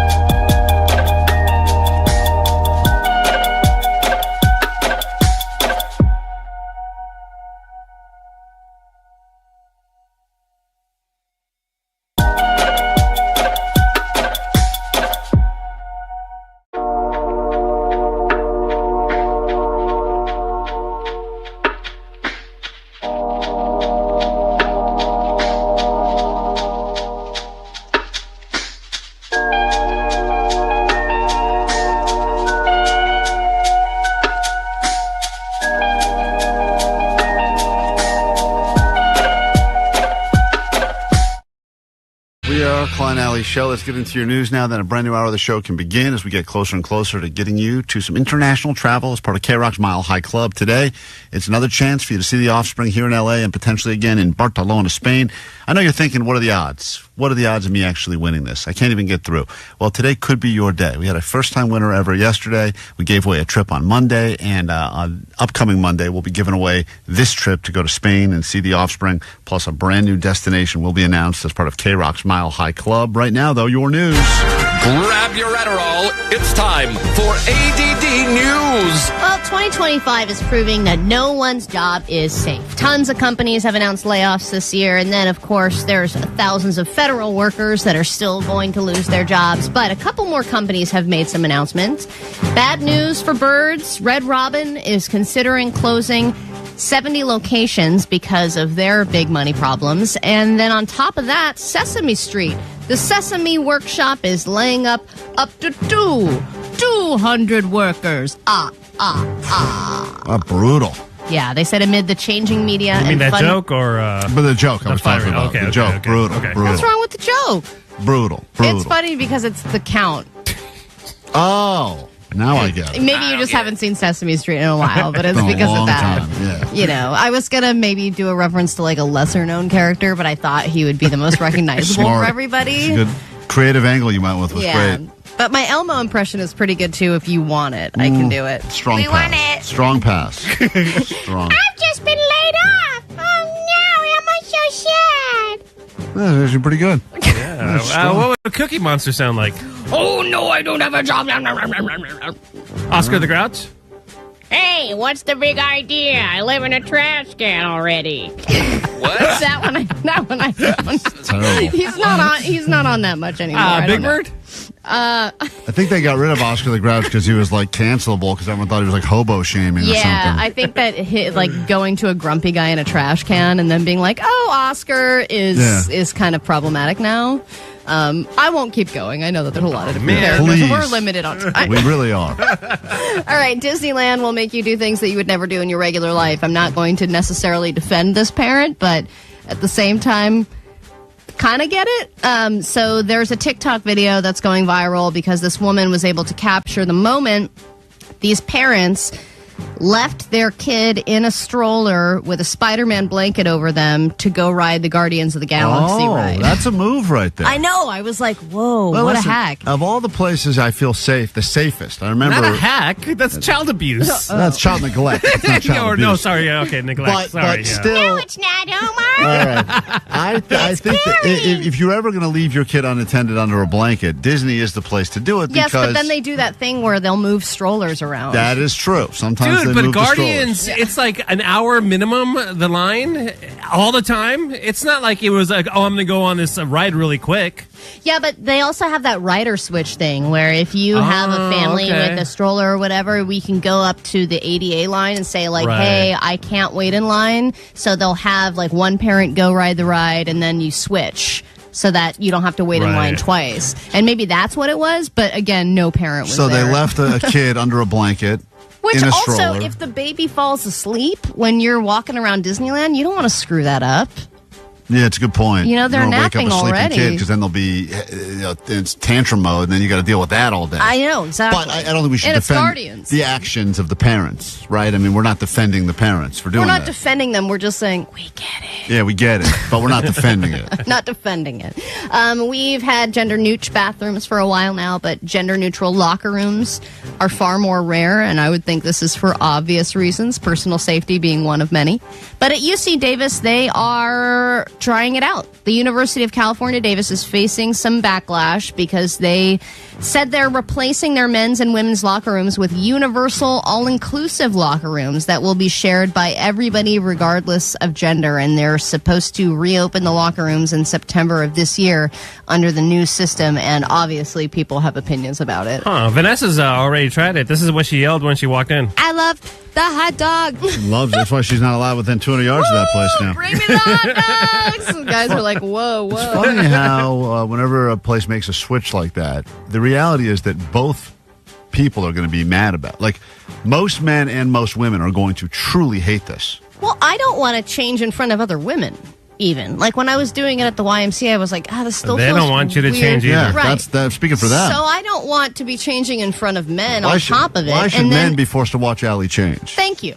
It's terrible. This has backfired again. Yeah. Yes, you're on KROQ. Good morning. Hello. Hey, this is Kermit calling. I don't like when you're impersonating my friends there. Yeah, this is Kermit the Miss Frog, Allie? Allie. It doesn't like you. You're impersonating all the friends. You got the wrong group, That's the dude. wrong group. It's not a Sesame It's Street also character. a pretty terrible impression of Kermit. So bad that it could have He been... kind of sounds like Kermit. Okay, great. Okay. God damn it. I'm gay. Let's pull this entire hour, throw it right in the trash. We got a new hour to get into. There's the bright side, and it will be happening after the Killers right here on KROQ.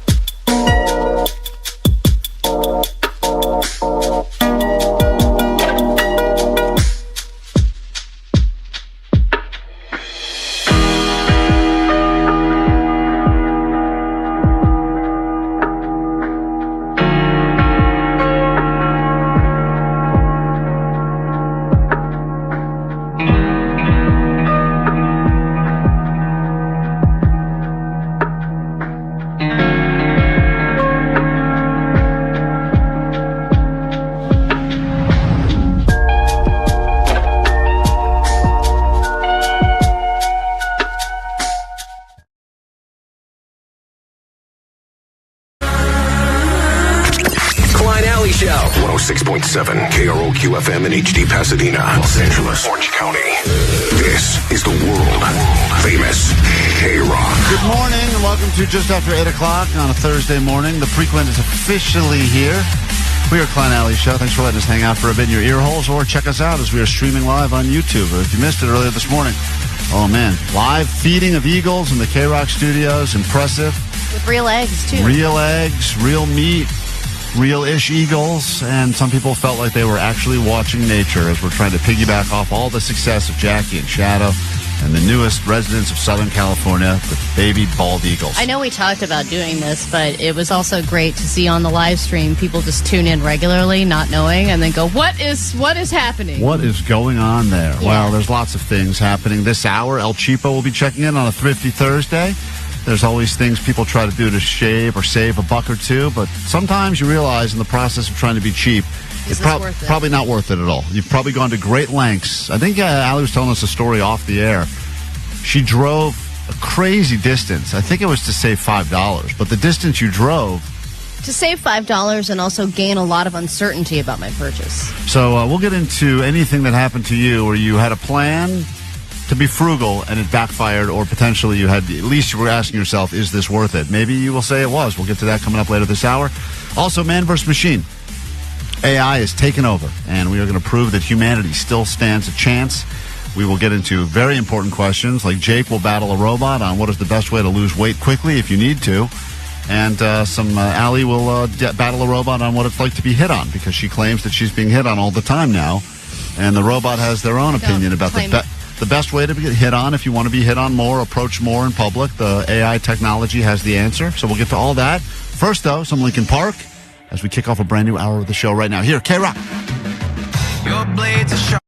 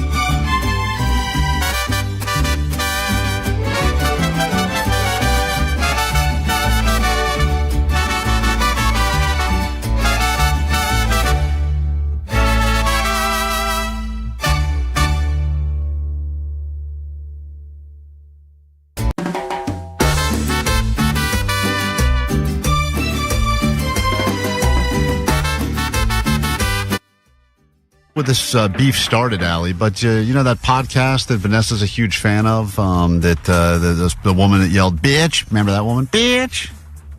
How could I forget? What are you eating? Sorry. Jesus Christ. You were not even in the studio until 5 seconds ago. You came in shoveling food into your mouth. Bitch. Yeah, that's right. That woman's right this All time. right, stop it. I'm trying to have respect for you here. Oh, you're eating a stinky food? Well, I have an egg, and I knew that you would be upset if I brought it in here, so I'm trying isn't that cannibalism? Yeah. You're eating your own? You're an eagle. Jesus Christ, get it together. Right, it never hatched. I can eat it. It's fair game. Man. Well, I just was trying to eat during that song so I wouldn't bother you with the smell, but then I'm shoveling everything into my mouth. And you brought your whole platter in here now. Yes, because I couldn't finish it in time, and I couldn't just leave it out there because the scavengers. You're the scavenger. I'm not a scavenger. Sorry, you go ahead. Yes, that podcast. That Vanessa is a fan of. She cheats on us with some podcasts she's into, and she tried to bring them up on our show. I don't cheat. I watch like a regular listener. I have other interests. None of that was correct. Everyone is I drunk watch today. like a regular listener. I have interests. Yeah. I understand it. Yeah, thank you. And as a result, Vanessa brought them up on our show because she said she likes to listen while she falls asleep. Anyway, someone was listening that knows the people that put on that show, and then they told them that we basically called their podcast boring, and we like to sleep to it, which isn't really what happened. So they started attacking us and whatever. I thought the thing was all done, to be honest. I didn't really care. And then apparently yesterday, for some strange reason, people tipped us off to this. Once again, it's like a one-sided beef because I don't know what's going on, but this was randomly yesterday. God, if Kevin Klein could see us now. Who's that? He'd still have the stupidest name in the history of broadcast. They're like still. that is true. They're still so angry for some reason. I don't know. I like her so much. I know. I kind of. She doesn't sound angry at all. No. Well, listen. You just laugh. I mean, she's clearly just having fun with you. Did your feelings get hurt, KK? No, not at all. I just want. Knight Rider. I feel like you need two to get into a beef, and I have no. I would love to get into some sort of a beef of some Well, then sort. throw down right now. But I have no. What do you have to say? Big talk. Yeah, come on, bitch Come boy. on, color a C word. Bitch. Okay. What do you have to say? Yeah, bitch boy. I kind of agree with God, if Kevin Klein could see us now. Who's that? He'd still have the stupidest name in the history of broadcast. I think this had to do with the fact that they got maybe new microphones, and I guess when we first They were fumbling around with the microphones and the equipment, and so we were Okay. making fun that like, oh, okay, they don't even know how to work their equipment. Got it. Fine.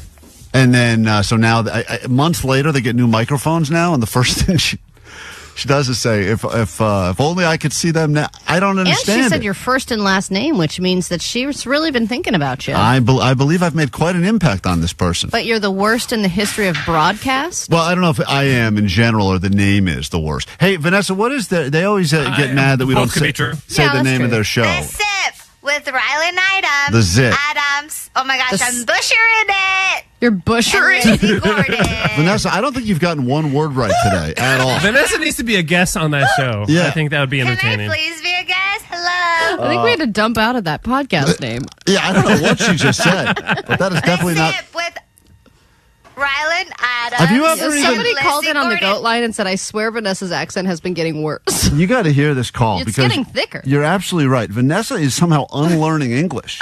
The longer. We're getting off track here. No, We're no. talking about the Sip and how they're hating on you. No, listen, I want to play. Just turned it around on me. Allie's right. I didn't play this My message. English gets worse when I'm under pressure. I feel pressure right now. Listen to this message. Hi, guys. A long-time listener, not a first-time caller. I just would rather much have someone like Useless Weirdo or Beer Mug than you guys. You pander the hell to Vanessa. She's not funny. Yes, she She's is. not cute. Yes, she Her is. accent has actually gotten worse. That's true. With time. That is it's the first point you make that I agree with. The accent has gotten somehow worse. In the beginning, her accent wasn't as thick. She kind of panders to the ditzy girl aesthetic. No. And it's kind of annoying. No. Everything you do, especially today, the singing, oh my God, Oh, it I wasn't love funny. It gave me a headache. You know what, And guys? Don't be her a hater. voice is like nails on chalkboard. I don't think she adds any value at all to the show. Wow, listen to this. Usually to get this kind of shade, you'd have to be listening to the Zit. She's not funny. Probably Omar is always like laughing hysterically at the stuff she says.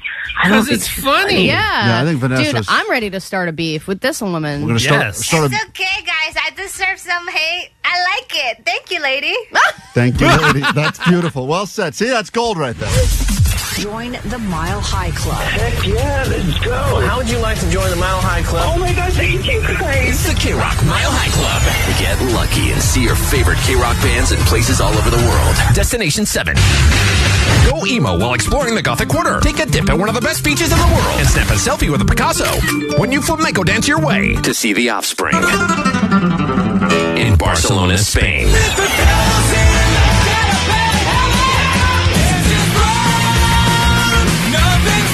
This is Dexter. I'm Noodles from The Offspring, and I'm reading this, can't you tell? Listen to 9, noon, 3, and 6 and instantly win tickets to their show at the Kia Forum August 29th.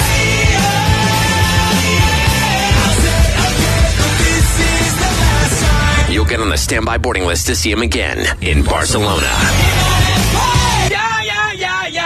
Courtesy of Live Nation and Concord Records. You're listening to the world famous KROQ. From Monster Tour Water. Straight up water, nothing else. Visit monstertourwater.com to find a store near you.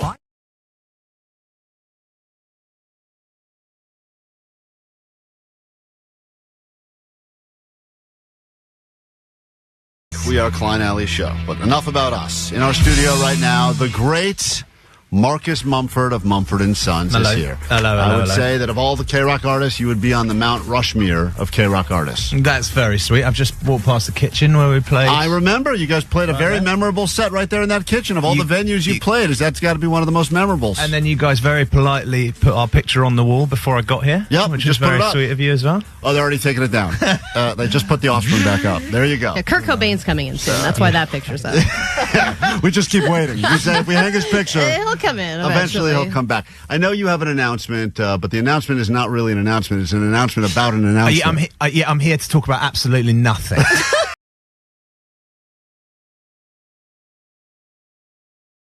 That's why I'm here, yeah. Well, they were very strict with us about how we have to tease an announcement that's not happening now. It's happening later. But we can't talk about it, but we should talk about it. I'm just living in fear that I mess it all up or say what I think Vanessa referred to as a bad word. And I checked out some of my bad words on her, and apparently they're all bad. Yeah, because there were none of them that got through the Vanessa filter. Yeah, she's very strict so about the I can't say words. Bad words, and I can't tell you what I'm going to be doing for the rest of this why year are you with here? new music out. So I'm just here to hang out. We'll take you. Make sure my picture's still on the wall. Cool. Yeah, we'll just talk about the Super Bowl then. That's all right. That's what everyone's talking about. You're going to watch it? I'm going to watch it with glee. Yeah. Are you rooting for anybody, or do you care? Well, here's the thing. I think circa 1990, whatever it was, if you're a neutral and you're watching that Jordan team the first time with the three-peat, you probably want to see history made, right? So I suppose I'm supporting the Chiefs, but that make me very unpopular with some of my greatest friends in Philadelphia. So yeah. Except their fan base is a terrible fan base. But those aren't your words; those are my words. But we were talking about this earlier. It's interesting because you were born right here in Southern California. Yes, I think you referred to me as playing both sides. Yeah, you could. You could play. Yeah, because you could play both sides. And I wonder is it ever useful to you to be the Californian or as opposed to the fine, upstanding British gentleman? I whip it out. You do every now and then. Yeah, it's like a little trump card. Right. Well, that's probably the wrong word, actually. I sang California with Joni Mitchell at the Hollywood Bowl, and at that moment, I was very much from California. Right. And then when we're discussing political issues at home in the UK, I'm very much not an American. Right, anymore. got it. So you can play both sides. I'm a dual citizen, so I feel like a spy at the airport because I've got 2 passports, and I'm very proud of that, actually. I really am. I know that one of the things we can talk about is, and we're going to listen to Rushmore in a second, it's your single that's doing very well right now, but also the name of the album that'll be out on March 28th. First album you guys have put out in, I think, 7 years as a band. You did some solo stuff. Did you miss doing the collaborative thing? Yes. Very much with so. all my heart. Yeah, right. I was longing to get back, and it actually started for us 2 years ago in Los Angeles. I was living here, and Ted and Ben both came out, and we just started by playing some instruments together in the room, and then these songs started coming. So was there a plan then to create a new album, or that just started happening? It was like, let's just see how it feels. This is a choice. It's not, we don't have to do this. No one's forcing us to do this. Let's do it if it feels right. And these songs just started pouring out of us. And it's been 2 years. It's been the most prolific 2 years of my life. So then how was it then just doing your own solo thing? Did it feel a little lonely because you're so used to working with these guys? I was surrounded by really wonderful collaborators, people like Phoebe Bridgers and Monica Martin, Danielle Ponder, Blake Mills, all these cats that I really admire that I wanted to work with and haven't been able to, in the band setting for, because you can't work with everyone. So I got to, enjoy leaning into some of those collaborations. I was surrounded by people, but I really missed the band, and everyone wanted to come back and just see what it felt like. Ted and Ben and I just in a room together, see what it felt like, and it felt great. And now we're sitting on all this material, and I'm not allowed to talk about it all, but there's a lot of songs. There's a lot of songs. So we're starting here, and yes, with Rushmere, which comes out in March, but there's a lot of songs. And you got to kill ones that you probably think are great, but there's just not space, even though... Yeah, we've edited it down to 60 or something. There's a lot of songs. 60?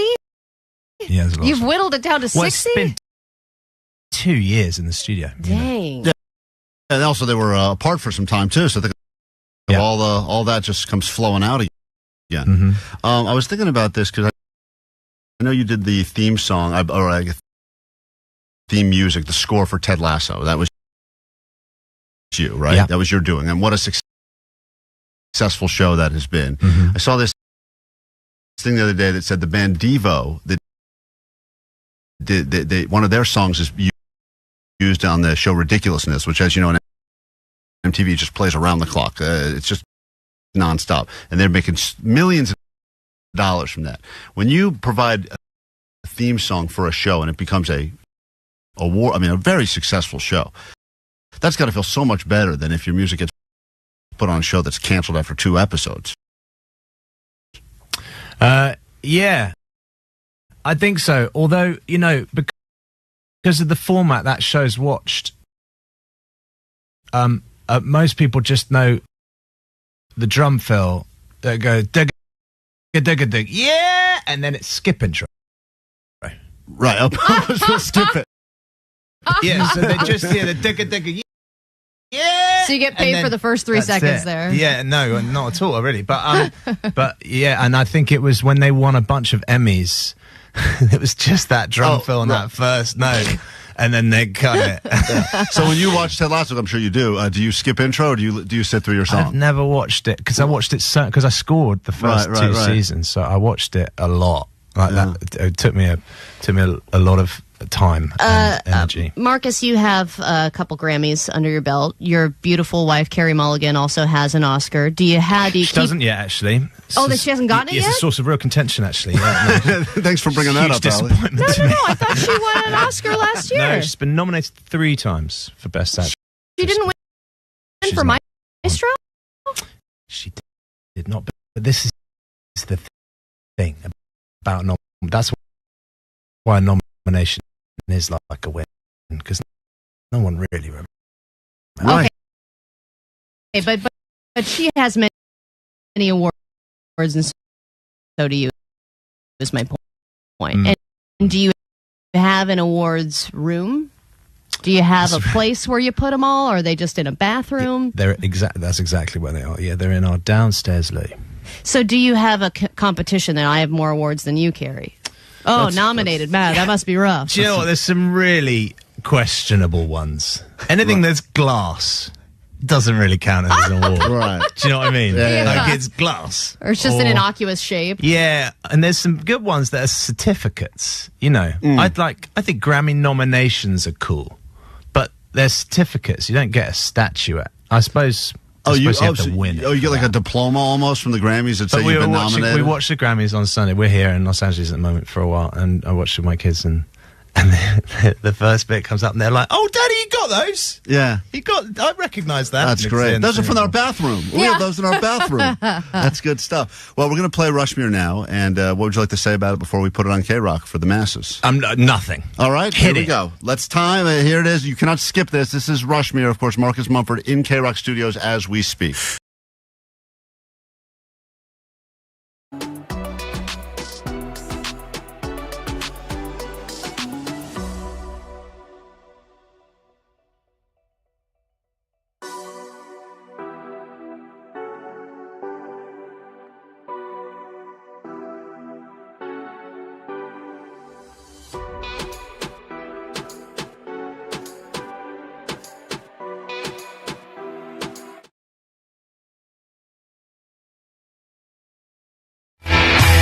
There's a lot of talk of AI these days. Artificial intelligence is everywhere. The robot takeover is imminent, and we still have a little bit of human intelligence to try to battle artificial intelligence. I don't know if we really can stand a chance, because every day it seems like there's a new way that we can get answers without having to use our brains. You need someone to write something for you, come up with a business plan, write a paper, just put in a few prompts, and boom, next thing you know, the robot's taking over. And I know a lot of people are afraid of robots taking their jobs, but studies show that we love robots and love them doing things that we don't want to do. So we like using robots when it helps us out. We just don't want them to officially take over for us humans. It used to be that the only thing we had to worry about was the Roomba. I mean, that was like the first robot we all welcomed into our home. Oh, this little robot vacuum is going to clean up all our crumbs. Great, robot, you can have that job. Now they're taking our wives.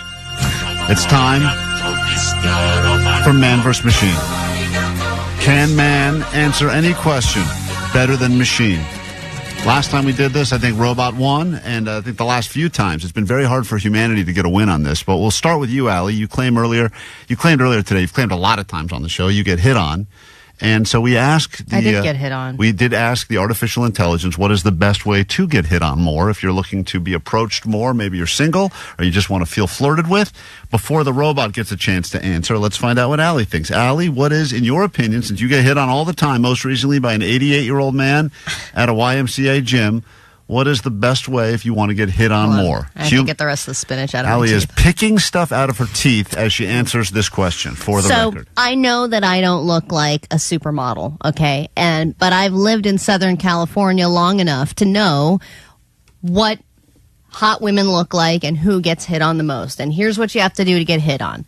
Wear Aloe or Lululemon yoga pants and one of those bralette things that comes not all the way down your stomach but just shows half of your midriff.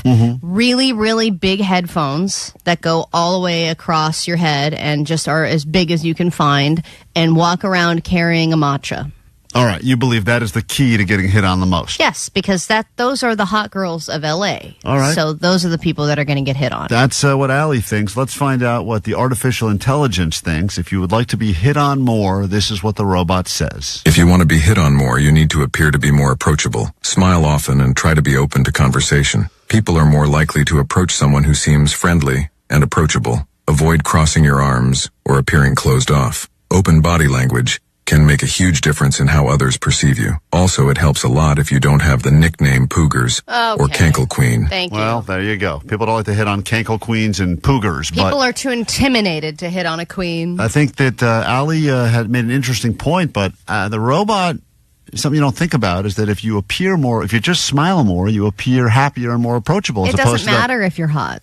Right. What he's talking about, this robot, that's for people that are just, like you have to, people like me, people that have to do things to try and get a leg up. Right. It doesn't matter if there's a super hot girl walking by and she's in the yoga pants and she's frowning and has her arms crossed. It doesn't matter. She's going to get hit on. Well, I don't know. Not according to technology. Let's go to Omar next. I don't know who gets the point on that. That was almost a tie, I would say. I mean, Allie makes a good point about the whole matcha and the sports bra thing, but I think that anyone that is smiling and kind of has that energy that says, hey, I'm a friendly, nice person, there's a better chance that someone would potentially start a conversation with them than someone that looks angry all the time. I think they would still be angry if I looked like As someone who looks angry all the time with my resting monster face, trust me when I say I do not get approached very often by anyone. Man, woman, Come or on. child. You get approached by people who have fake emergencies. That's true. Sometimes like for people who need help. scam people, they approach me. Omar, here's the question we asked the robot. Let's see how you do. What is the best way to be a good person? You just want to be a good person in life.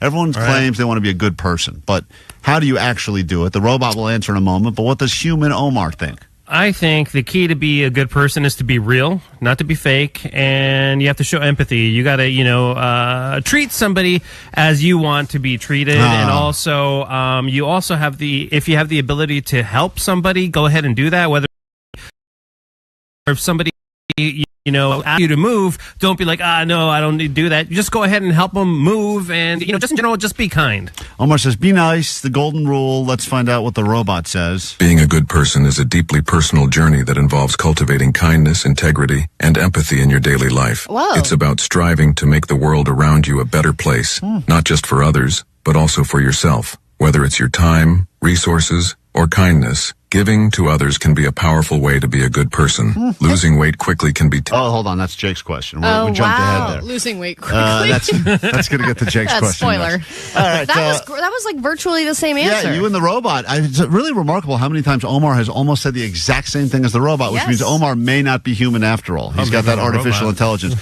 Final question, and this potentially could be the tiebreaker. Will it be man? Will it be machine in this round of man versus machine? Jake, the nerd, is the heaviest he's ever been, we found out yesterday on the show. He is pushing in on 200 pounds, and he says he feels every bit of it. Of course, he just ate a giant stack of pancakes the other day, and who knows what his eating has been like at home, but apparently it's a lot. So, Jake, the question we have for you is, what is the best way to lose weight quickly? The robot will answer as well, but what is your answer as a human? Well, I'm sure the robot's going to say something like losing weight quickly is dangerous or some bullcrap. But I'm going to say if you really want to lose weight quickly, the best way to do it is fasting. Just stop eating. Starving yourself? Starving yourself. Yep. Is that your plan or no? Is my plan? No. I don't think that works because I think your body then holds on to the fat and all that because it goes into survival mode. Yeah, well, you got to fast longer then. I thought if you don't eat for a while, your metabolism slows down, comes to a grinding halt. Well, and Omar's right. I think that your body starts to hoard everything because it's afraid that it's not going to get any more nutrients. Yeah, and then it starts burning fat. That's the reserve. That's just fast. Let's find out what the robot has to say. What is the best way to lose weight quickly? This is for the tiebreaker. Will it be man or machine this week? Losing weight quickly can be tempting, but it's important to focus on methods that are both effective and sustainable. Aside from working out or eating better, drink plenty of water, as sometimes thirst is mistaken for hunger. Drinking water before meals may also help reduce hunger and calorie intake. Good luck, Fat Jake. You can do it. Oh, what a nice, uplifting message at the end. That even AI has accepted the fact that you're now Fat Jake. Is the solution for everything just drink more water? It does feel like that's the cop-out answer for all of life's problems. Are you drinking enough water? What about your water? It's like, shut up about it. Right. Beer is mostly water. And then finally, if you finally soaked it in and you're like, I've been chugging 9 bottles of water a day, then they're like, by the way, you just took in 6 million microplastics. And then they're like, are you getting enough sleep? And you're like, no, because I'm up peeing all night because I'm drinking so much damn water. Thing. All right, well. 661 said, please thank the robot for me. I will be now crossing my arms and frowning wherever I go. Hey, that's a great way to keep people away if you don't want to get hit on. Thrifty Thursday means El Cheapo checking in next on KROQ.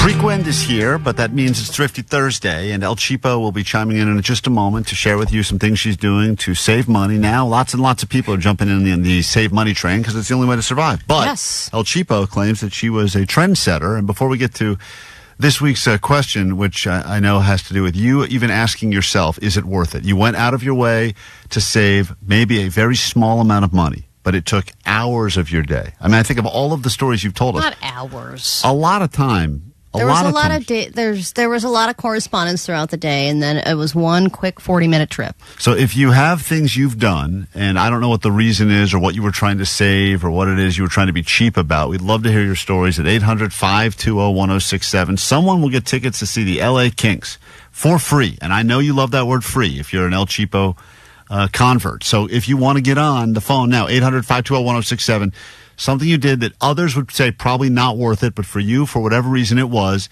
El Cheapo starts now. It's time to talk to the kingpin of cheap. Here she is, El Cheapo. So I wanted to buy something on Amazon. Happened to be a tripod. And it was, I believe, $17 plus tax on the Amazon website. And I thought to myself, you know, how many out of work or people who've moved on from filming things probably have a tripod lying around for way cheaper that is in perfectly good condition? Probably a lot in this town, wouldn't you imagine? Mm-hmm. So I check out OfferUp, which before I make any purchase, I usually check many different resources before I click buy. That's people's big mistake, is that they look at something and they go, great, and they just buy it. Before you get into the story any further, what was the cost of the tripod going to be on Amazon? Like, what are we talking about? So it says $17. Okay. So $17. And you said, I think I can do better than that. I just want to run a quick check. Way better. Way better than $17. And I also have some extensions on my Chrome browser to check for any discounts on any purchase I make online. Of course. That just kind of fail-safe. Try every single code on there. Even if it's 20 different codes, try them all. Just see if you can even save a few bucks. You never know. So I checked on OfferUp, and it happened to be that there was somebody selling pretty much the exact same tripod. They said it was brand new. It's been opened, but then they just closed it back up again. There was only one picture of it. The other pictures were all of the item on Amazon. And it was $12. And I was like, great. That sounds perfect. And they lived kind of in my area. So I define that, kind of in your area. Within 20 miles. Okay. It was kind of not in your area. 20 miles is kind of 19 miles out of your area. Yes, but my kid's school is 8 miles away. And then it was just another quick 8 miles. And this is all to save. And this is if everything is as promised and you don't get murdered, this is to save $5, correct? $5. But 40 miles round trip. I also get it same day. Okay. So you can't return it if there's something wrong with it. Well, and also you have to figure out if you can trust the person who's selling it, because they say brand new. Right. Is Everyone anything really brand new on OfferUp? Didn't you sell a mattress covered in cat pee brand called new. brand new? Yeah. So Or they say barely used. Like, I would love to keep it, but I can't because ... Brand new means 3 years old, and barely used means you've had it for over a decade. Yeah, and the last, quote, brand new thing that I bought on OfferUp was actually Vanessa's camera, which when I bought it, worked, and then kind of started breaking right away. So it could be somebody bought something and it ended up being faulty, and that's why they're putting it on OfferUp. But regardless, that's a chance that I'm willing to take. Do you understand even saying this out loud now, how sad this all is? No, because I corresponded with the person, and I coordinated it. So I picked my kid up, and then I said, honey, we're making a pit stop. It's not on the way home at all, but we're going to Shady Alley. And You're with your child in the car. yeah, but I kept him in the car and walk him down the alley. Jesus Christ. And you then- left him in the car by himself? No, I got out of the car. That's what you said. I got out of the You're car. a shady alley. You are the shadiest alley. That's a shady alley in a shady alley. I outshaded the alley. Yeah, you did. I got out, and the person walked up to my car, so I didn't walk away from my car. Right. They came up to the car, and they said, great, here you go. I gave them my $12, and then I just said quickly, by the way, it works and everything, right? And they said, yeah. And I said, so why are you getting rid of it? And they said, well, we bought one, and then we realized that we had more. Good story. Good story. So it was offered as 12. You'd be like, hey, I'll give you 10. You didn't try to talk him down at all? No. That seems weird, too. That is weird. Yeah, 10's just so You're much El easier. Cheapo. Yeah. You kind of feel like you... Every time I sell anything on OfferUp, I get people trying to talk me down. Well- and then I have to do like, no, I'm good. And then, do that whole thing. And then they're like, all right, I'll give it. Well, what I was thinking of doing is, I've only got 10 on me. Right. Yeah. That's what they do. That's what people do. I And just I thought- always say, go to the bank. Okay. For $2. Tammy, I just thought I would give them, So- hey, times are tough. I'll give her the extra $2. So Allie is claiming it was worth it to take, I don't know how much time this was now. Time, mileage-wise, 40 miles. Well, it was the planning of coordinating, Right. and then buying it Right. and going back and forth and figuring out where they live To and save when I $5. was going to, All right. Tammy, go ahead. You're on with El Cheapo. Try to wow her. I dare you. Okay, so I usually drive from Woodland Hills to downtown LA for everything because I'm Chicana and I love getting stuff in downtown. So flowers, clothes, shoes, what else? Just stuff that I like. Are you going to the piñatas. Callejones down there? Yep. Yep, I love that Callejones, place. And, like, And the by Flower Wall Mart and all Street, that, My but- friends will be like, why are you going down there? And I'm But, like, but can I "'Cause ask, they have Tammy, can I ask everything." you a question? Like, you would go there, let's say, once and load up on all the things you need. That wouldn't be your go-to. Like, you're not driving from Woodland Hills to downtown LA because you just randomly need a bouquet of flowers, right? This would be you doing kind of Yeah. a once a do month that. shop. Oh, you will? Oh, my God. Yeah, So you'll because bouquets in downtown LA are beautiful and they cost like $12. Hey, And- $12. It's the new $5. And I could fill up my Jesus. whole house for like whatever I could get at Trader Joe's. All right, fair enough. That's Tammy. She drives all the way to downtown LA from Woodland Hills. Look, if With- you plan it out right and you have that's the thing is saving money requires planning. And say if you just go pick up something at the store and you pay full price for it, you're not thinking about it and you just walk away. But if you plan ahead, you really can save a lot of money. You just have to plan it properly. Daniel, is it worth it? That is the El Cheapo question this week. She spent a lot of time and 40 miles to save $5. Go ahead. Hey, sweet dibs, guys. Net Banger gang, rise up. Nice. What up, Net Banger? How you doing? Thanks for hanging out with us on the YouTube. You can check us out now, streaming live on KROQ's YouTube. What do you cheap out on, David? So I live in Moreno Valley, and I drove to Victorville for a $3,000 camera lens that I spent $850 on. Nice. But that's a different story altogether because you saved. I mean, that's a considerable amount of money. I had no problem with that. You're saving lots of money. $5 or $5,000. It does not matter. It does matter. It does because you're valuing your time at $5. Yeah, but Omar, you said yourself you like going downtown to buy stuff. That's very Yeah. far for you. Yeah, but the deal's there. I mean, you're saving hundreds of dollars Right. there, But which also, is totally worth it. Downtown's a vibe too. Like walking around there and all the Yeah, you toy can get mart, mugged the at flower any time. mart. Yeah, poop on the street. I That's mean, it's fun. all part of the vibe. You got it all. Yeah. You know that fancy suburban poop. You want to go to downtown LA poop on the street. We have to. I wish we could take all these calls because everyone has a story that they think in their head at the time this will be worth it. Usually, at some point in the process, you realize this was not worth it. Oh, there I'm are going to plenty. return something today. I think it's worth it. What do you- Really? What I is it? I was at Barnes and next. Noble and I ran into a book. I was like, you know what? I would love to read this, and I bought it, and it was $30. And then at the car, when I was in the car, I was like, you know what? $30 is kind of expensive, so I looked it up on Amazon, and I was able to find it on Amazon for $15. So that's worth it. So now you're going to go back and return the book to Barnes & Noble, correct? Yeah, Mitch, right. Mitch, we give you the final word That's because worth we it. have to move on. But go ahead. A lot of people that can relate with El Cheapo. What do you do? So if I know I'm going to spend like at least $200 or $300 on something, I'll drive to Orange County where they have cheaper sales tax to save like at least $10 or $20. Genius. Wow. Now that is a drive. Yeah. That is. But I go to Orange County a lot, so right. But you're it's smart, not and like- you're actually thinking about taxes too, just on tax alone. You know what my dream is, Klein? Drive to Delaware. No, live in Oregon where there's no sales tax, Go ahead. but work in Washington where there's no income tax. And then there's this little back and forth. It takes 10 minutes to get across the border. Boom, boom, boom. And you can live a dream life there, Klein, a taxless life. That's El Cheapo coming up with the master plan. Vanessa, pick one of these fine people that's called in. Give them some tickets to see the LA Kings play hockey. We'll be back in a moment with your ADD news, and then we get you on that standby boarding list. We can send you to Spain to see the Offspring. That's all coming up. Klein Alley Show. The world famous Klein Alley Show. KROQ. KROQ.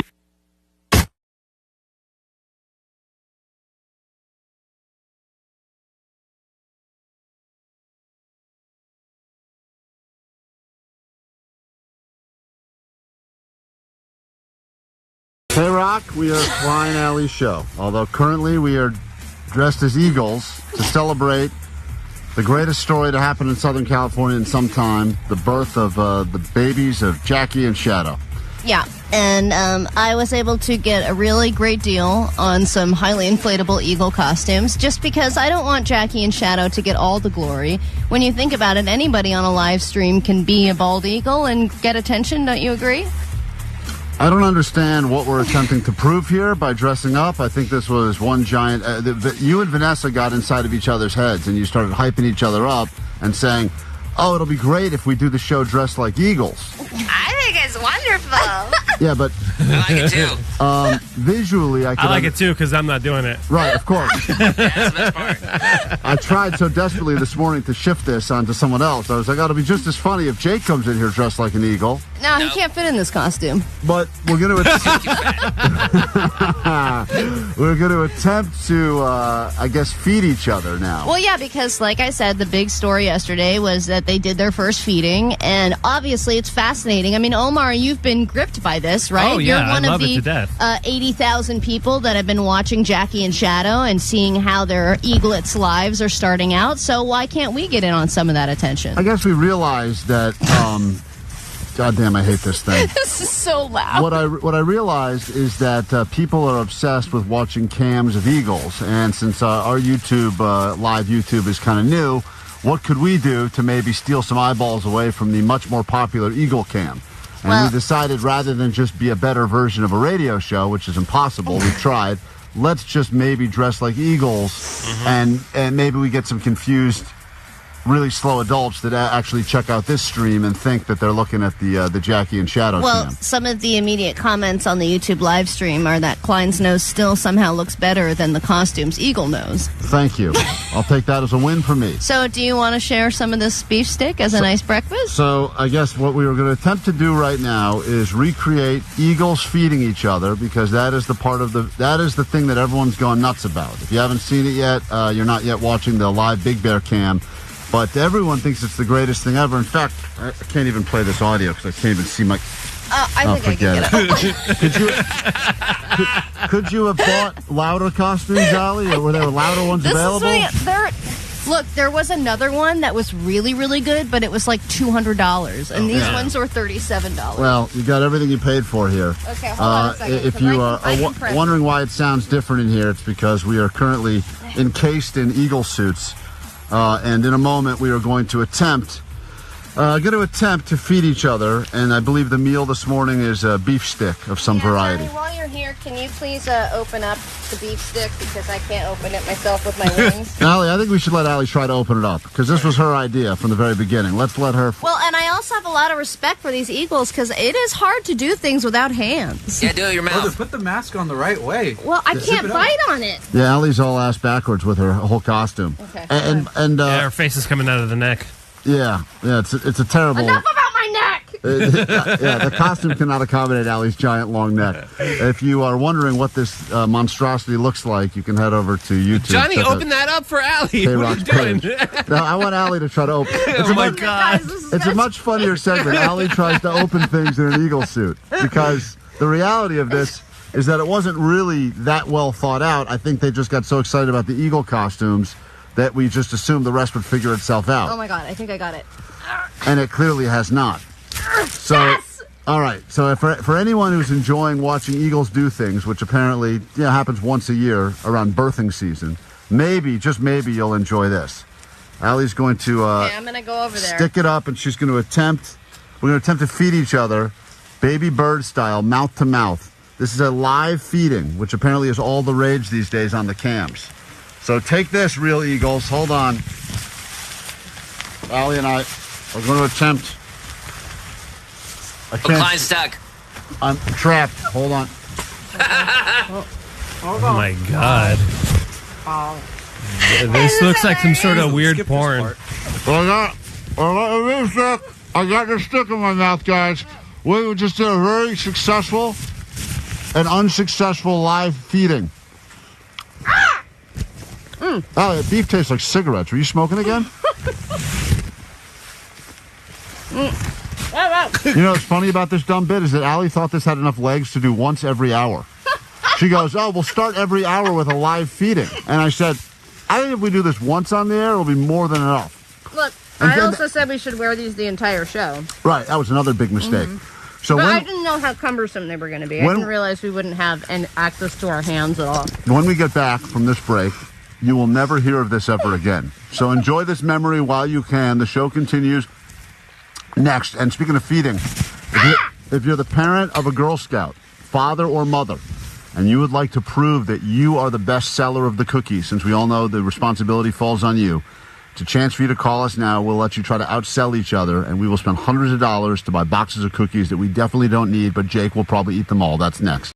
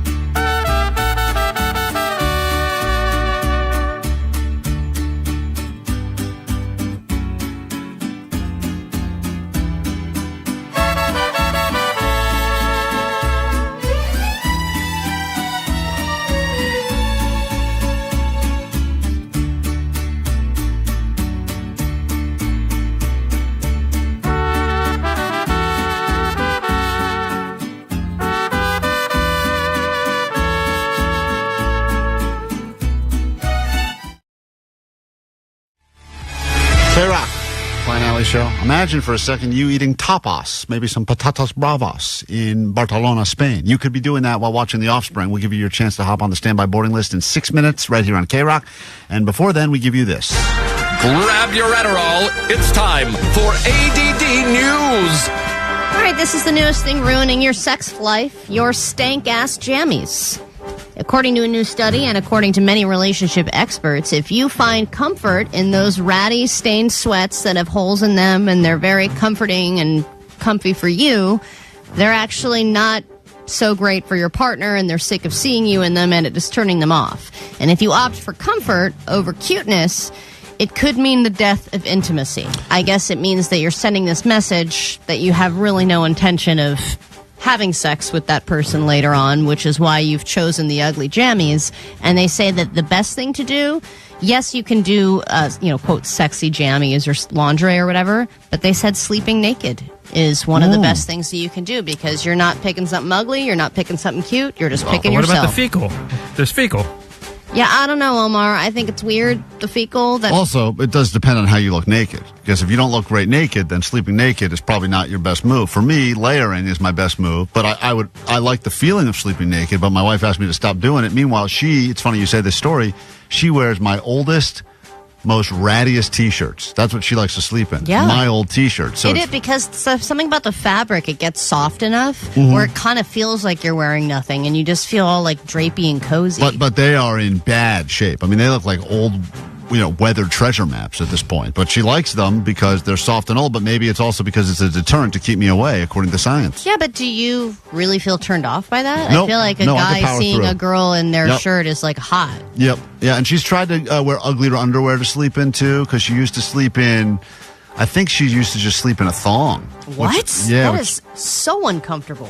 Yeah, but I liked it, and now she's moved to an uglier sort of like full butted underwear. Well, if she wants to go uglier, tell her to message me. But she still looks because I have good. some great places where she can buy really, really oversized underwear, big ones. They're not big though. They're still small, but they just cover more of the ass. But I say to her, I'm like, man, those are some hot underwear, and she's like, well, they're not hot at all. She's like, they're for sleeping. I'm like, well, whatever they are, I'm ready. What she doesn't realize is you will find attraction in anything. Yeah, I can figure out a way to be turned on. Nothing really will work. All right, this week was a big week for the Big Bear Bald Eagle Cam. The hatching of 2 eaglets, the first feeding took place. And though I am one of the many people obsessed with this live stream, I've learned something. Actually wanting to learn about the birds from bird experts is where my interest ends. There is an interview here with the lady in charge of the Bald Eagle Cam, and she has an uncanny ability to take away any and all interest in learning more about Jackie and Shadow. Help us out. Who is Jackie? Who's Shadow? And what roles do they play other than the obvious? Well, Jackie as the female is bigger. What kind of question is that? What roles do they play? I mean, that is a ridiculous question. What is she supposed to say? Well, there's a boy one and a girl one. Yeah. Does she have to explain how babies are made?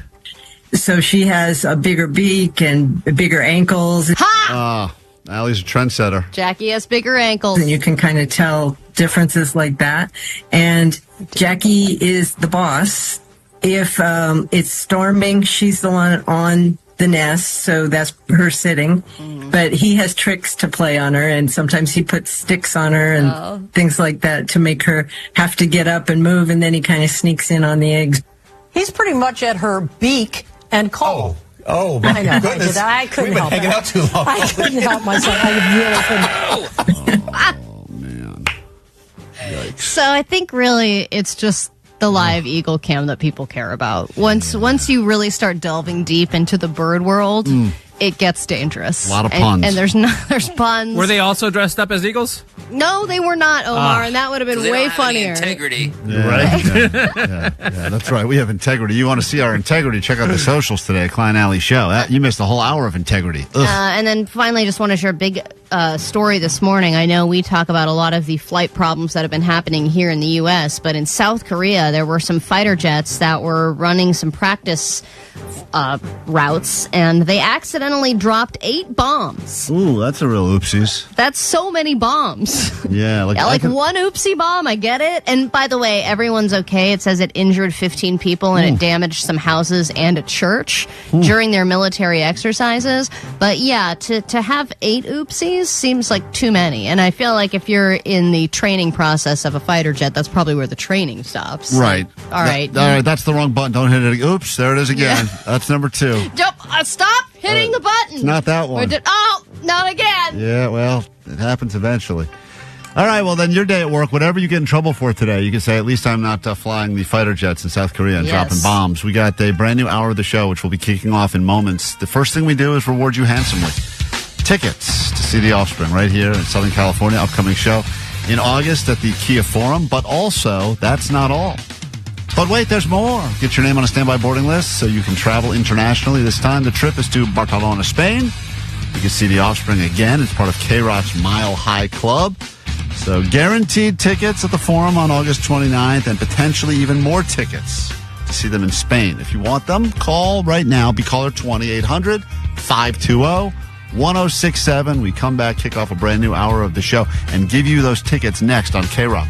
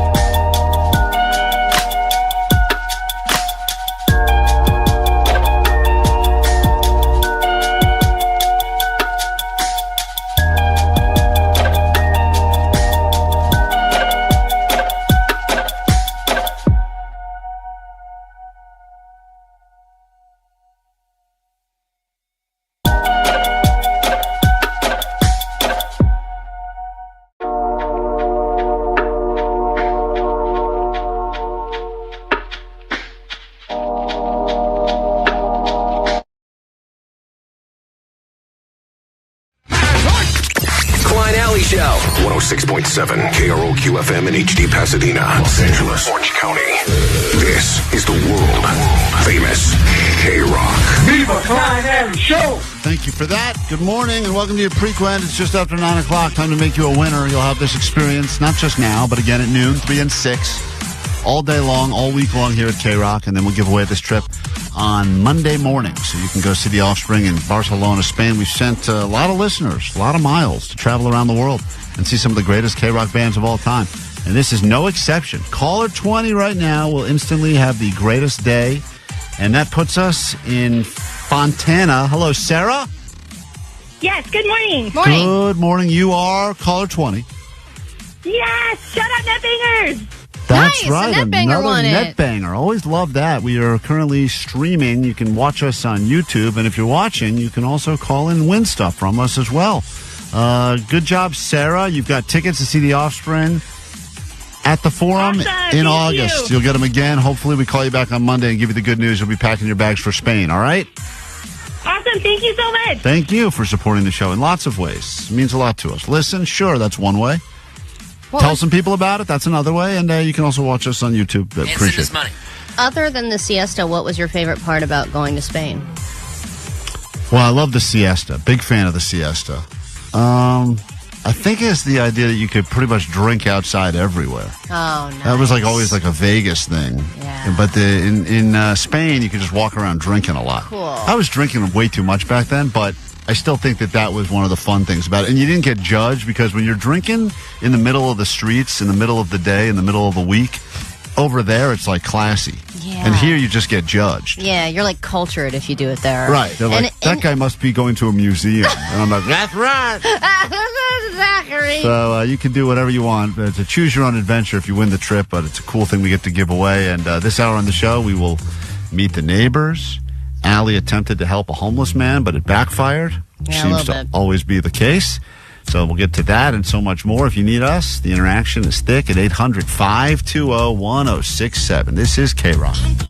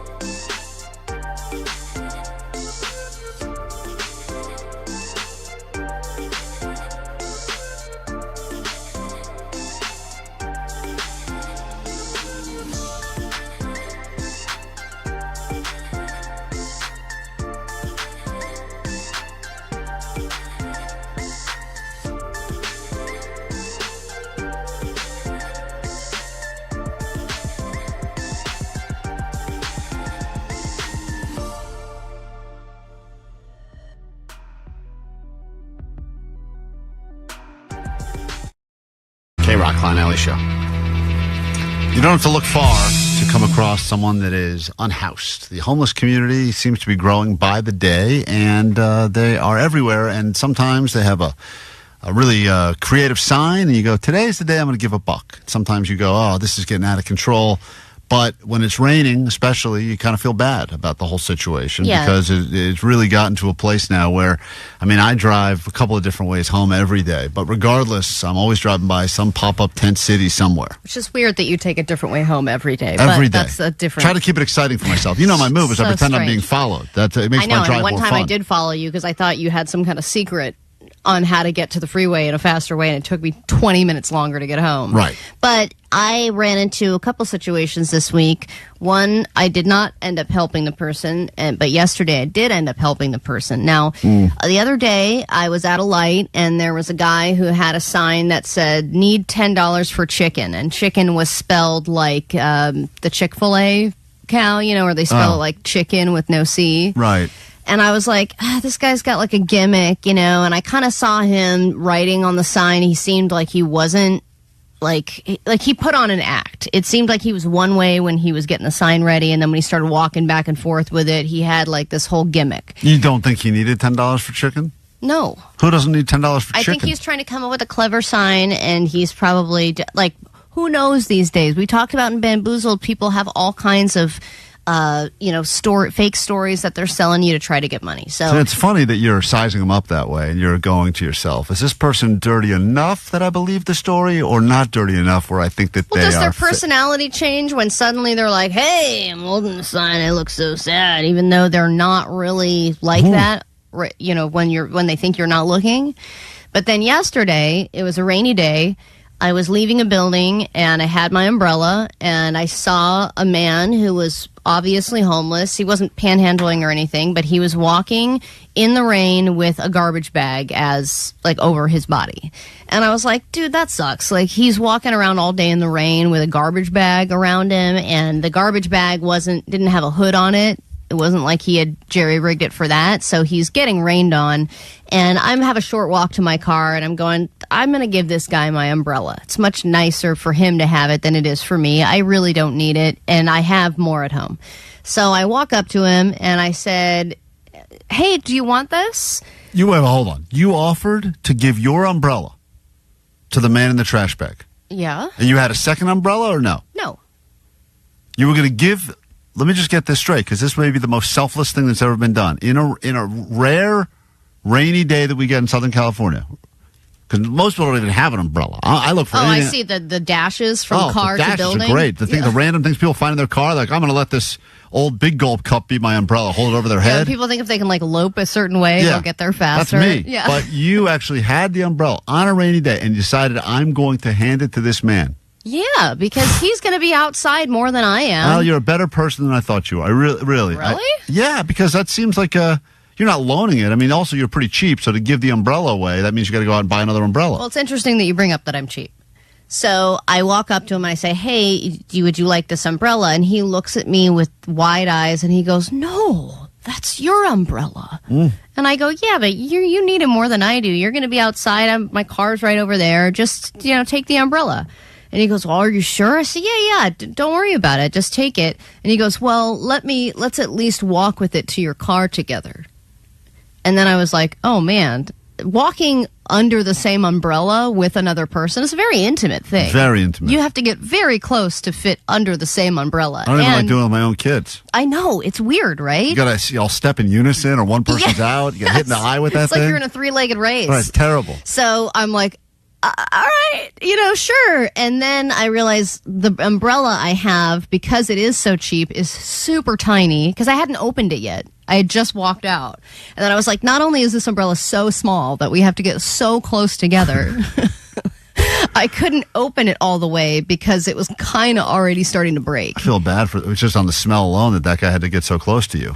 I know, right? Right. I mean, the guy's been through enough. Right, yeah. So then we're like almost touching cheeks all the way to my car, and then I'm like, okay. Poor guy. I know. And then as I see him, and then he goes, thank you so much. I go, yeah, no problem. Have a nice day.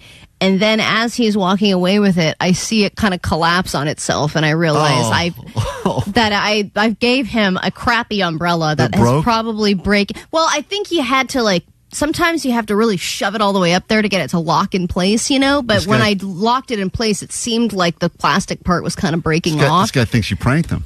And then when that umbrella snaps like that, you end up getting so much wetter because all the water collected on top. And it's so annoying because you have a broken umbrella. A broken umbrella is so frustrating to deal with. Driving on, and then Allie gets in her Tesla and drives off. Thanks, you bitch. Here, thanks for taking this trash. So I tried to do something nice, and then I don't really know what happened. I see you're wearing a trash bag, so here's some garbage to go with your outfit, is what Allie said. Well, once again, trying to solve the world's problems by creating new ones. That seems to be a theme around here. Back in a moment, we'll meet the neighbors and more after this.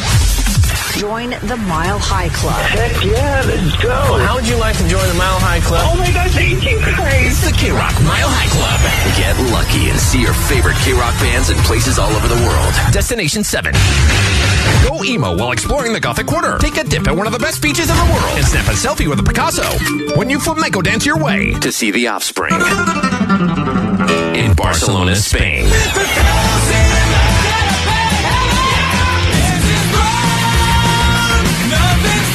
This is Dexter. I'm Noodles from The Offspring. And I'm reading this, can't you tell?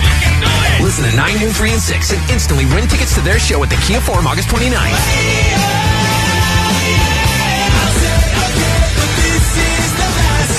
You'll get on the standby boarding list to see him again in Barcelona. Courtesy of Live Nation and Concord Records. You're listening to the world famous KROQ. From Monster Tour Water. Straight up water, nothing else. Visit monstertourwater.com to find a store near you.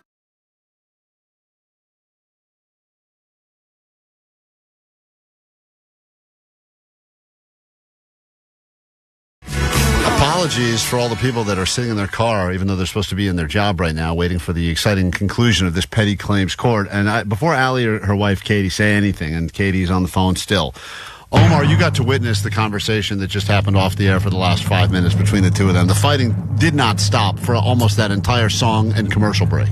It was very entertaining, to say the least, and now I get how Katie charms her way out of everything, because Allie was just kind of taking it, just kind of like nodding her head, and it was amazing to watch. Kudos, Katie. Kudos. I'm very impressed. I'm going to play some audio. I recorded some of your fighting. I think it's fair that the listeners get to hear what really goes on when you guys don't think you're on the air. This is Allie accusing Katie of sleeping late today and getting ready for a nap right now after this is done. Listen to this, and then they really went on a tangent. All right, what, 6:30? So annoying. 6. Right, and so you've already, it's 3 hours later, you're already taking your first nap. Yeah, because I have to have energy to listen to people for 5 straight hours. What do you think I do for a job?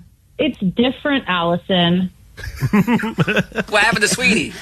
My job is just as much of an energy suck as yours, and I do it for twice as long. You're having conversation, and it's entertaining, and it's energizing, and you do it for 4 hours. It's not entertaining. That's for sure. That's for sure. At least until you joined us. Now it is.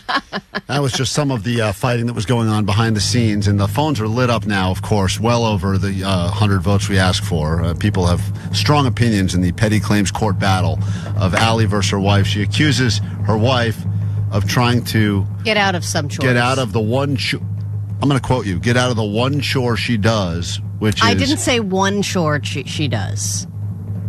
Well, you said laundry doesn't count because she likes doing it. Well, she won't let me do it. She says I do it wrong. Katie, is that true? Do what wrong? The laundry? Yeah. You don't do the laundry wrong. You said that I don't do the cycle right, or the water's too warm or some crap. I mean, you need to, maybe the water temperature. And I don't spray it properly. Sometimes you got to spray stuff down. Allie, there's a whole process. Allie is accusing... You have stains on everything. And you don't...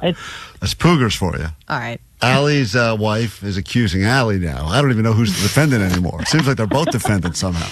Allie's wife is accusing Allie of stolen chore valor, taking credit for all the chores. Meanwhile, she says already this morning she's been up doing everything. So there's a real fight happening between Just chores. so happens she cleaned the bathroom, which never happens. I always do the deep cleaning, and I've done all the dusting, all the mopping, all of the deep, like clean the fans, baseboards, all that stuff. I want to get to the votes because a lot of people clean the baseboards. Yes, I do. You just don't know. There's a lot of no one knows if the baseboards are clean. It's true. Blaine, I who do are you, because I Blaine? look at them and think about it. Blaine, who are you voting for? All right, sweet divots, everybody. Sweet divots. Hi. What's your vote So for? I've lived my 17-year marriage in this last 15-minute phone call, and I, too, do chores and then do them wrong and then don't do them and then get in trouble for not doing the chores that I was doing wrong. So, Allie, I feel for you. However, out of straight fear, my wife's going to listen to the podcast. I'm going to go with Katie just because I don't want any more lectures. All right, that's a vote for Katie. That's the Jedi mind trick for you. 909 said, I feel bad for Allie, but I'm still going to vote for her partner. Nick? I know you guys need to do the votes, but listen, I have What's a up? list of what I do. Litter, I take the trash in and out. I do the dishes, the laundry. I throw away all her snot rags. I gather her random socks throughout the house. I unpack her lunchbox. How many snot rags? That's not, if I'm sick. Hold on. That's Jesus. That's like a regular thing that you have to put on your list. That's the gross thing I've ever heard. Katie, what? Shut up. Just follow her snot rags. Shut up. Quiet down, Snotty. Katie, what percentage of your day is spent picking up Allie's snot rags? 10%. That's not true. So much snot. And her earplugs. All right. Well, those fall out when I sleep. And I vacuum the bathroom every day. No. All right. The shed in here. Guys, this petty claims court has gotten out of control. I got the gavel I'm here. the winner, obviously. We have to take a few. We have to take a few more of the votes. All right. Let me just, Linda. Let's get a lady's opinion on this. Go ahead, Linda. Hey, Sweet Dibs. Sweet tips. What's up? I don't care how many chores each one does. In my opinion, this is like a stepchild. And if something happened to your stepchild, or pardon me, to your child that you birthed, and you still have a stepchild, you need to take care of that child. And if they agreed that who had the responsibility of taking care of the cats, I think that Katie should continue to take care of the cats. All right. That's a vote in the column of Allie. So people are split up all over the place. I think if she has already taken on that chore, she should continue to take on the chore. Donald. And I did right in front Good of morning, you last guys. night. And I'm playing with the cat right now with the laser pointer. Great. By the way, she works some serious hours. Yes. Okay? And then cooking, doing all the cooking on top of that, that's work in itself. That needs to be appreciated. And all the grocery shopping. Who's your vote for then, And Donald? grocery shopping too. So finding time for all that's hardcore. Yep. Okay? And working the hours you do, and then having someone taking naps all day. Yep. That's kind of Sometimes I get home and she is taking a second nap. That's not true. Yes, it is. Okay, that's true when I was very depressed, but that is not true now. All right. There's Thank the you. Jedi again. The smart move. I like it. That's good. You It's know about what? her mental health. Allie, don't go again. Don't take her down on her mental health. How dare you, Allie? Now I look like an a-hole again. Vern? Who gets the vote? Snotty? A-hole Snotty or Katie? Beautiful Katie.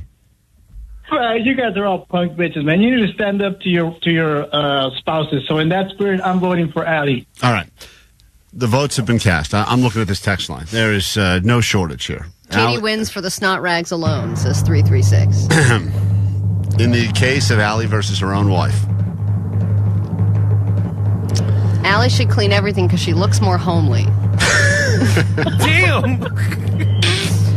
There have been no shortage of ideas that have come through on the text line. 925. Jerry. Allie is a monster. How is Katie such an effing ninja? Unbelievable.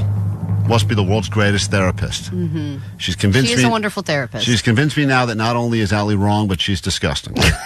All right. There's a lot of votes here, but I would like to congratulate the winner of this petty claims court, and it goes to none other than Jedi Katie. Great. With 78% of the votes. That's not, you don't know what percent it is. You're not counting anything over there. It looks to be like 78% of the votes. I like how she said that while she was wiping her nose. Because I'm upset. Does anybody have a snot rag? Katie, any closing God, you're comments? rotten. A monster. Katie, anything you'd like to say as we wrap up this petty claims court? This was very smart. I mean, everyone voted. Not everyone voted correctly, but the majority did. And honey, I love you. And listen, I do feel like things are pretty even around here. The whole issue was that you lied, that you do more. And that's just not true. Well, now it led to everybody thinking that I just sit around blowing my nose all day and I don't do anything around the house. I would agree. I have more time to do things. Like, I'm trying to respect your schedule, and I love you, so don't be too... 818 says, I would like every petty claims court moving forward to be these two lesbians yelling at each other. And I think there's that's plenty. I'm gonna we play got to this talk song. about the farting next week. Yeah, I'm going to play this song as a special tribute to Katie and Snot Rags because I think this sums up so much of your relationship to this point. Some Gautier. We'll wrap up the show with takeaways next. I'm sorry, stoners. We didn't have time today. We'll do it tomorrow on KROQ.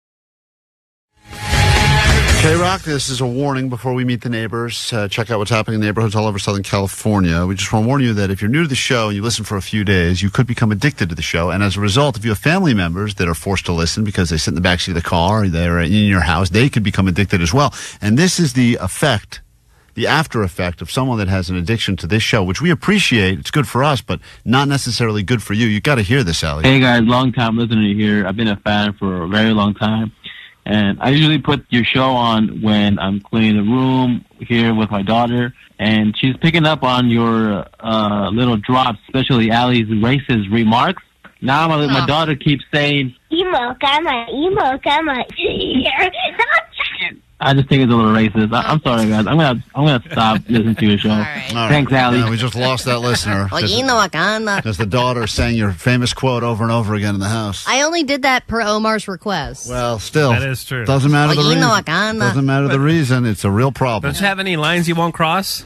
Yeah, that should have been where you put your foot down. Don't ask me to perform. I can't say no.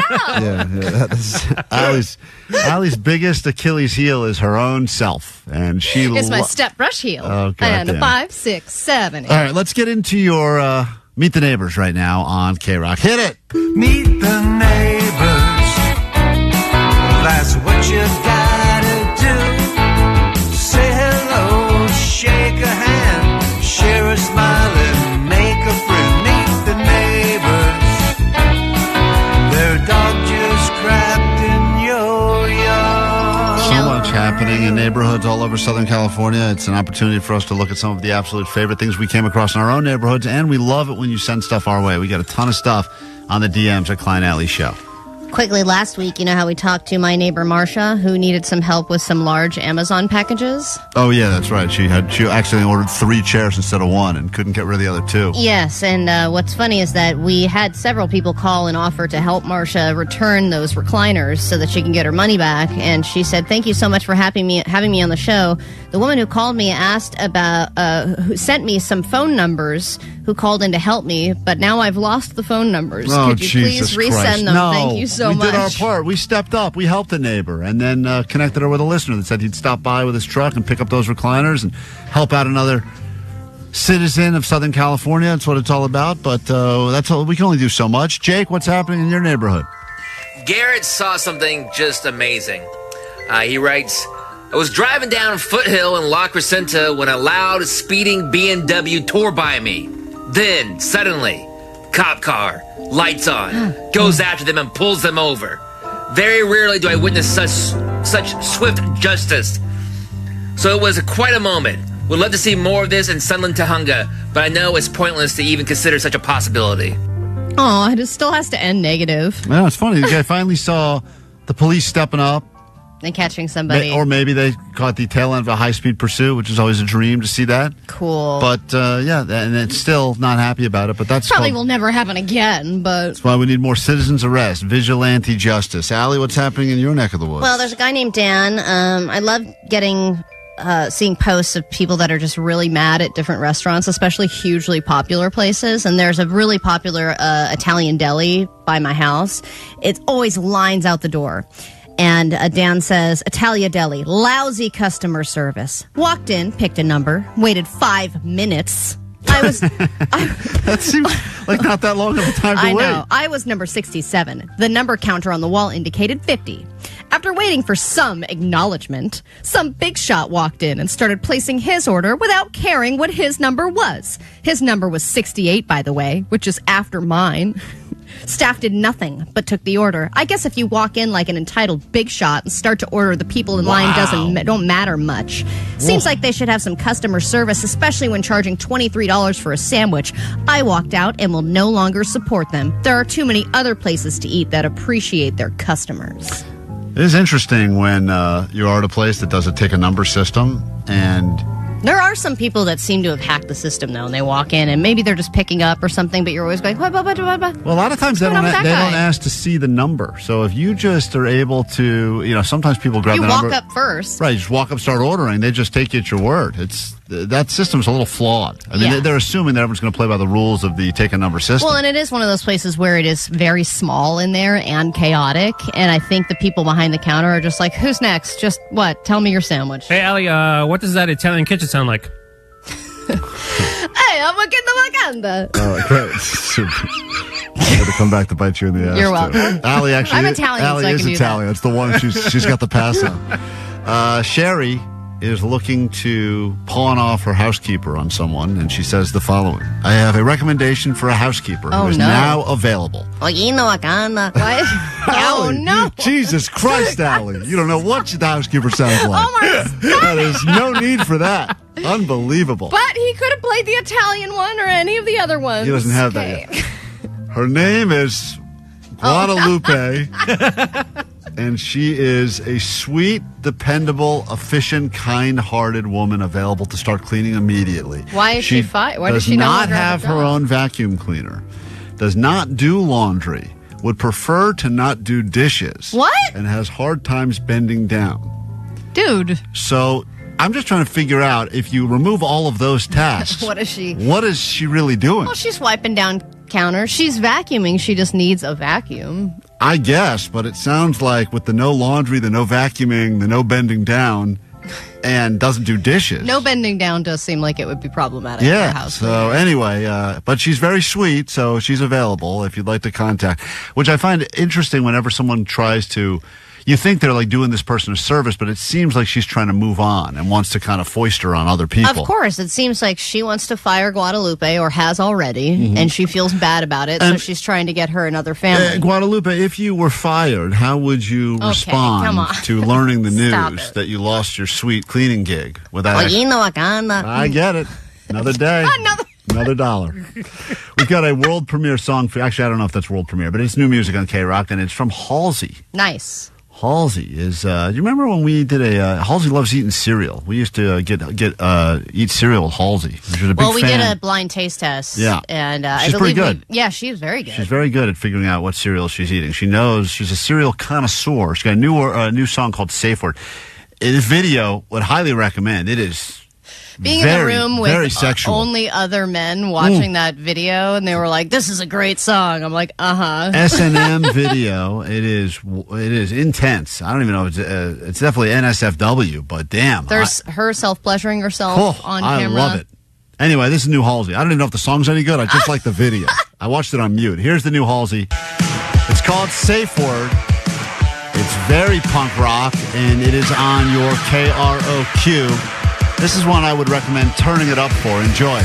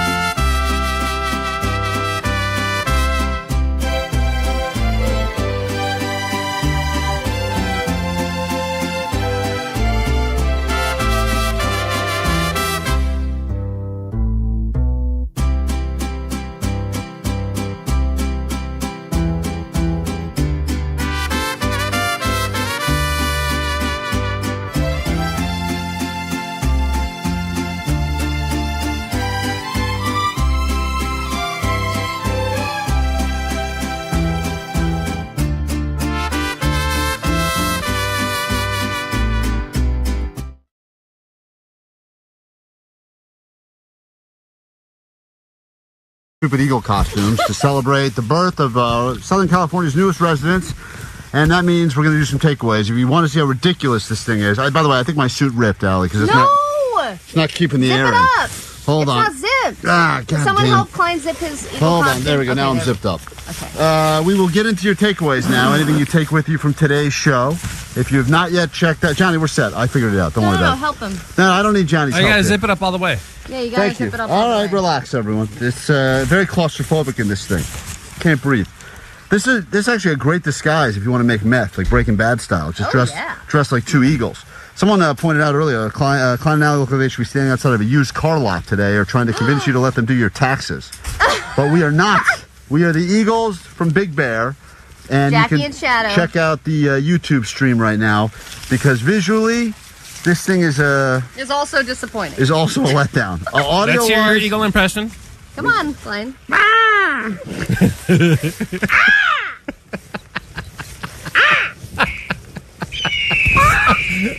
That's a better one. Red-tail hawk, dude. Let's do some takeaways. Allie, you just offended so many different groups of people, human and animal. Let's get into takeaways from today's show, and then we'll officially get out of here. And Nicole Alvarez is back, thank God. I'm sure she'll be thrilled to see us like this. Okay. 818, my takeaway is Klein Alley Show isn't a scam because we have an eagle. 818, my takeaway is Allie attracts old men at the YMCA. 213, my takeaway is $12 is the new $5. 909, my takeaway is downtown is a vibe with all the poop and the mugging. And let's see, hold on, let me click over here. Boop. Those are the most important takeaways, clearly. 626, my takeaway is the best thing you can call someone is your lady friend.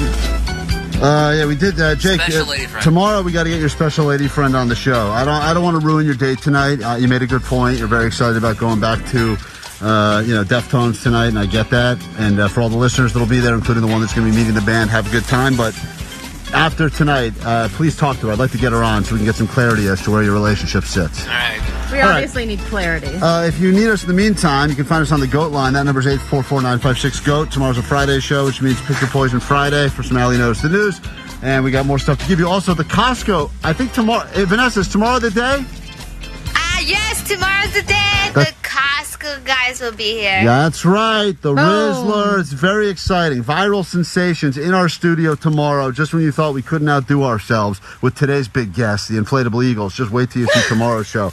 Oh, it's going to be a home run. And they will determine whether or not my method for good shop is Costco worthy or not. What's your takeaway from today's show, Jake the Nerd? Never do business with a shady alley and a shady alley. You never want to deal with two shady alleys at once. Hey, don't I know what we're talking about. Check out the complete show available wherever you get your podcast. Omar, what's your takeaway? My takeaway is that Kevin Klein is the worst name in broadcasting. That's according to one woman who hosts a podcast called The Zit. And Allie, what is your takeaway? Shadow, what is your takeaway? I'm Jackie, dumbass. You're Jackie? My takeaway is you, Shadow, are at my beak and call. If you missed that part of the show, that's a joke that was lifted from a news anchor on Channel 4. All right, have a great day. Do it tomorrow and try to do it better. Bye. World Famous KROQ. Klein Alley Show. Klein Alley Show. KROQ. The Offspring.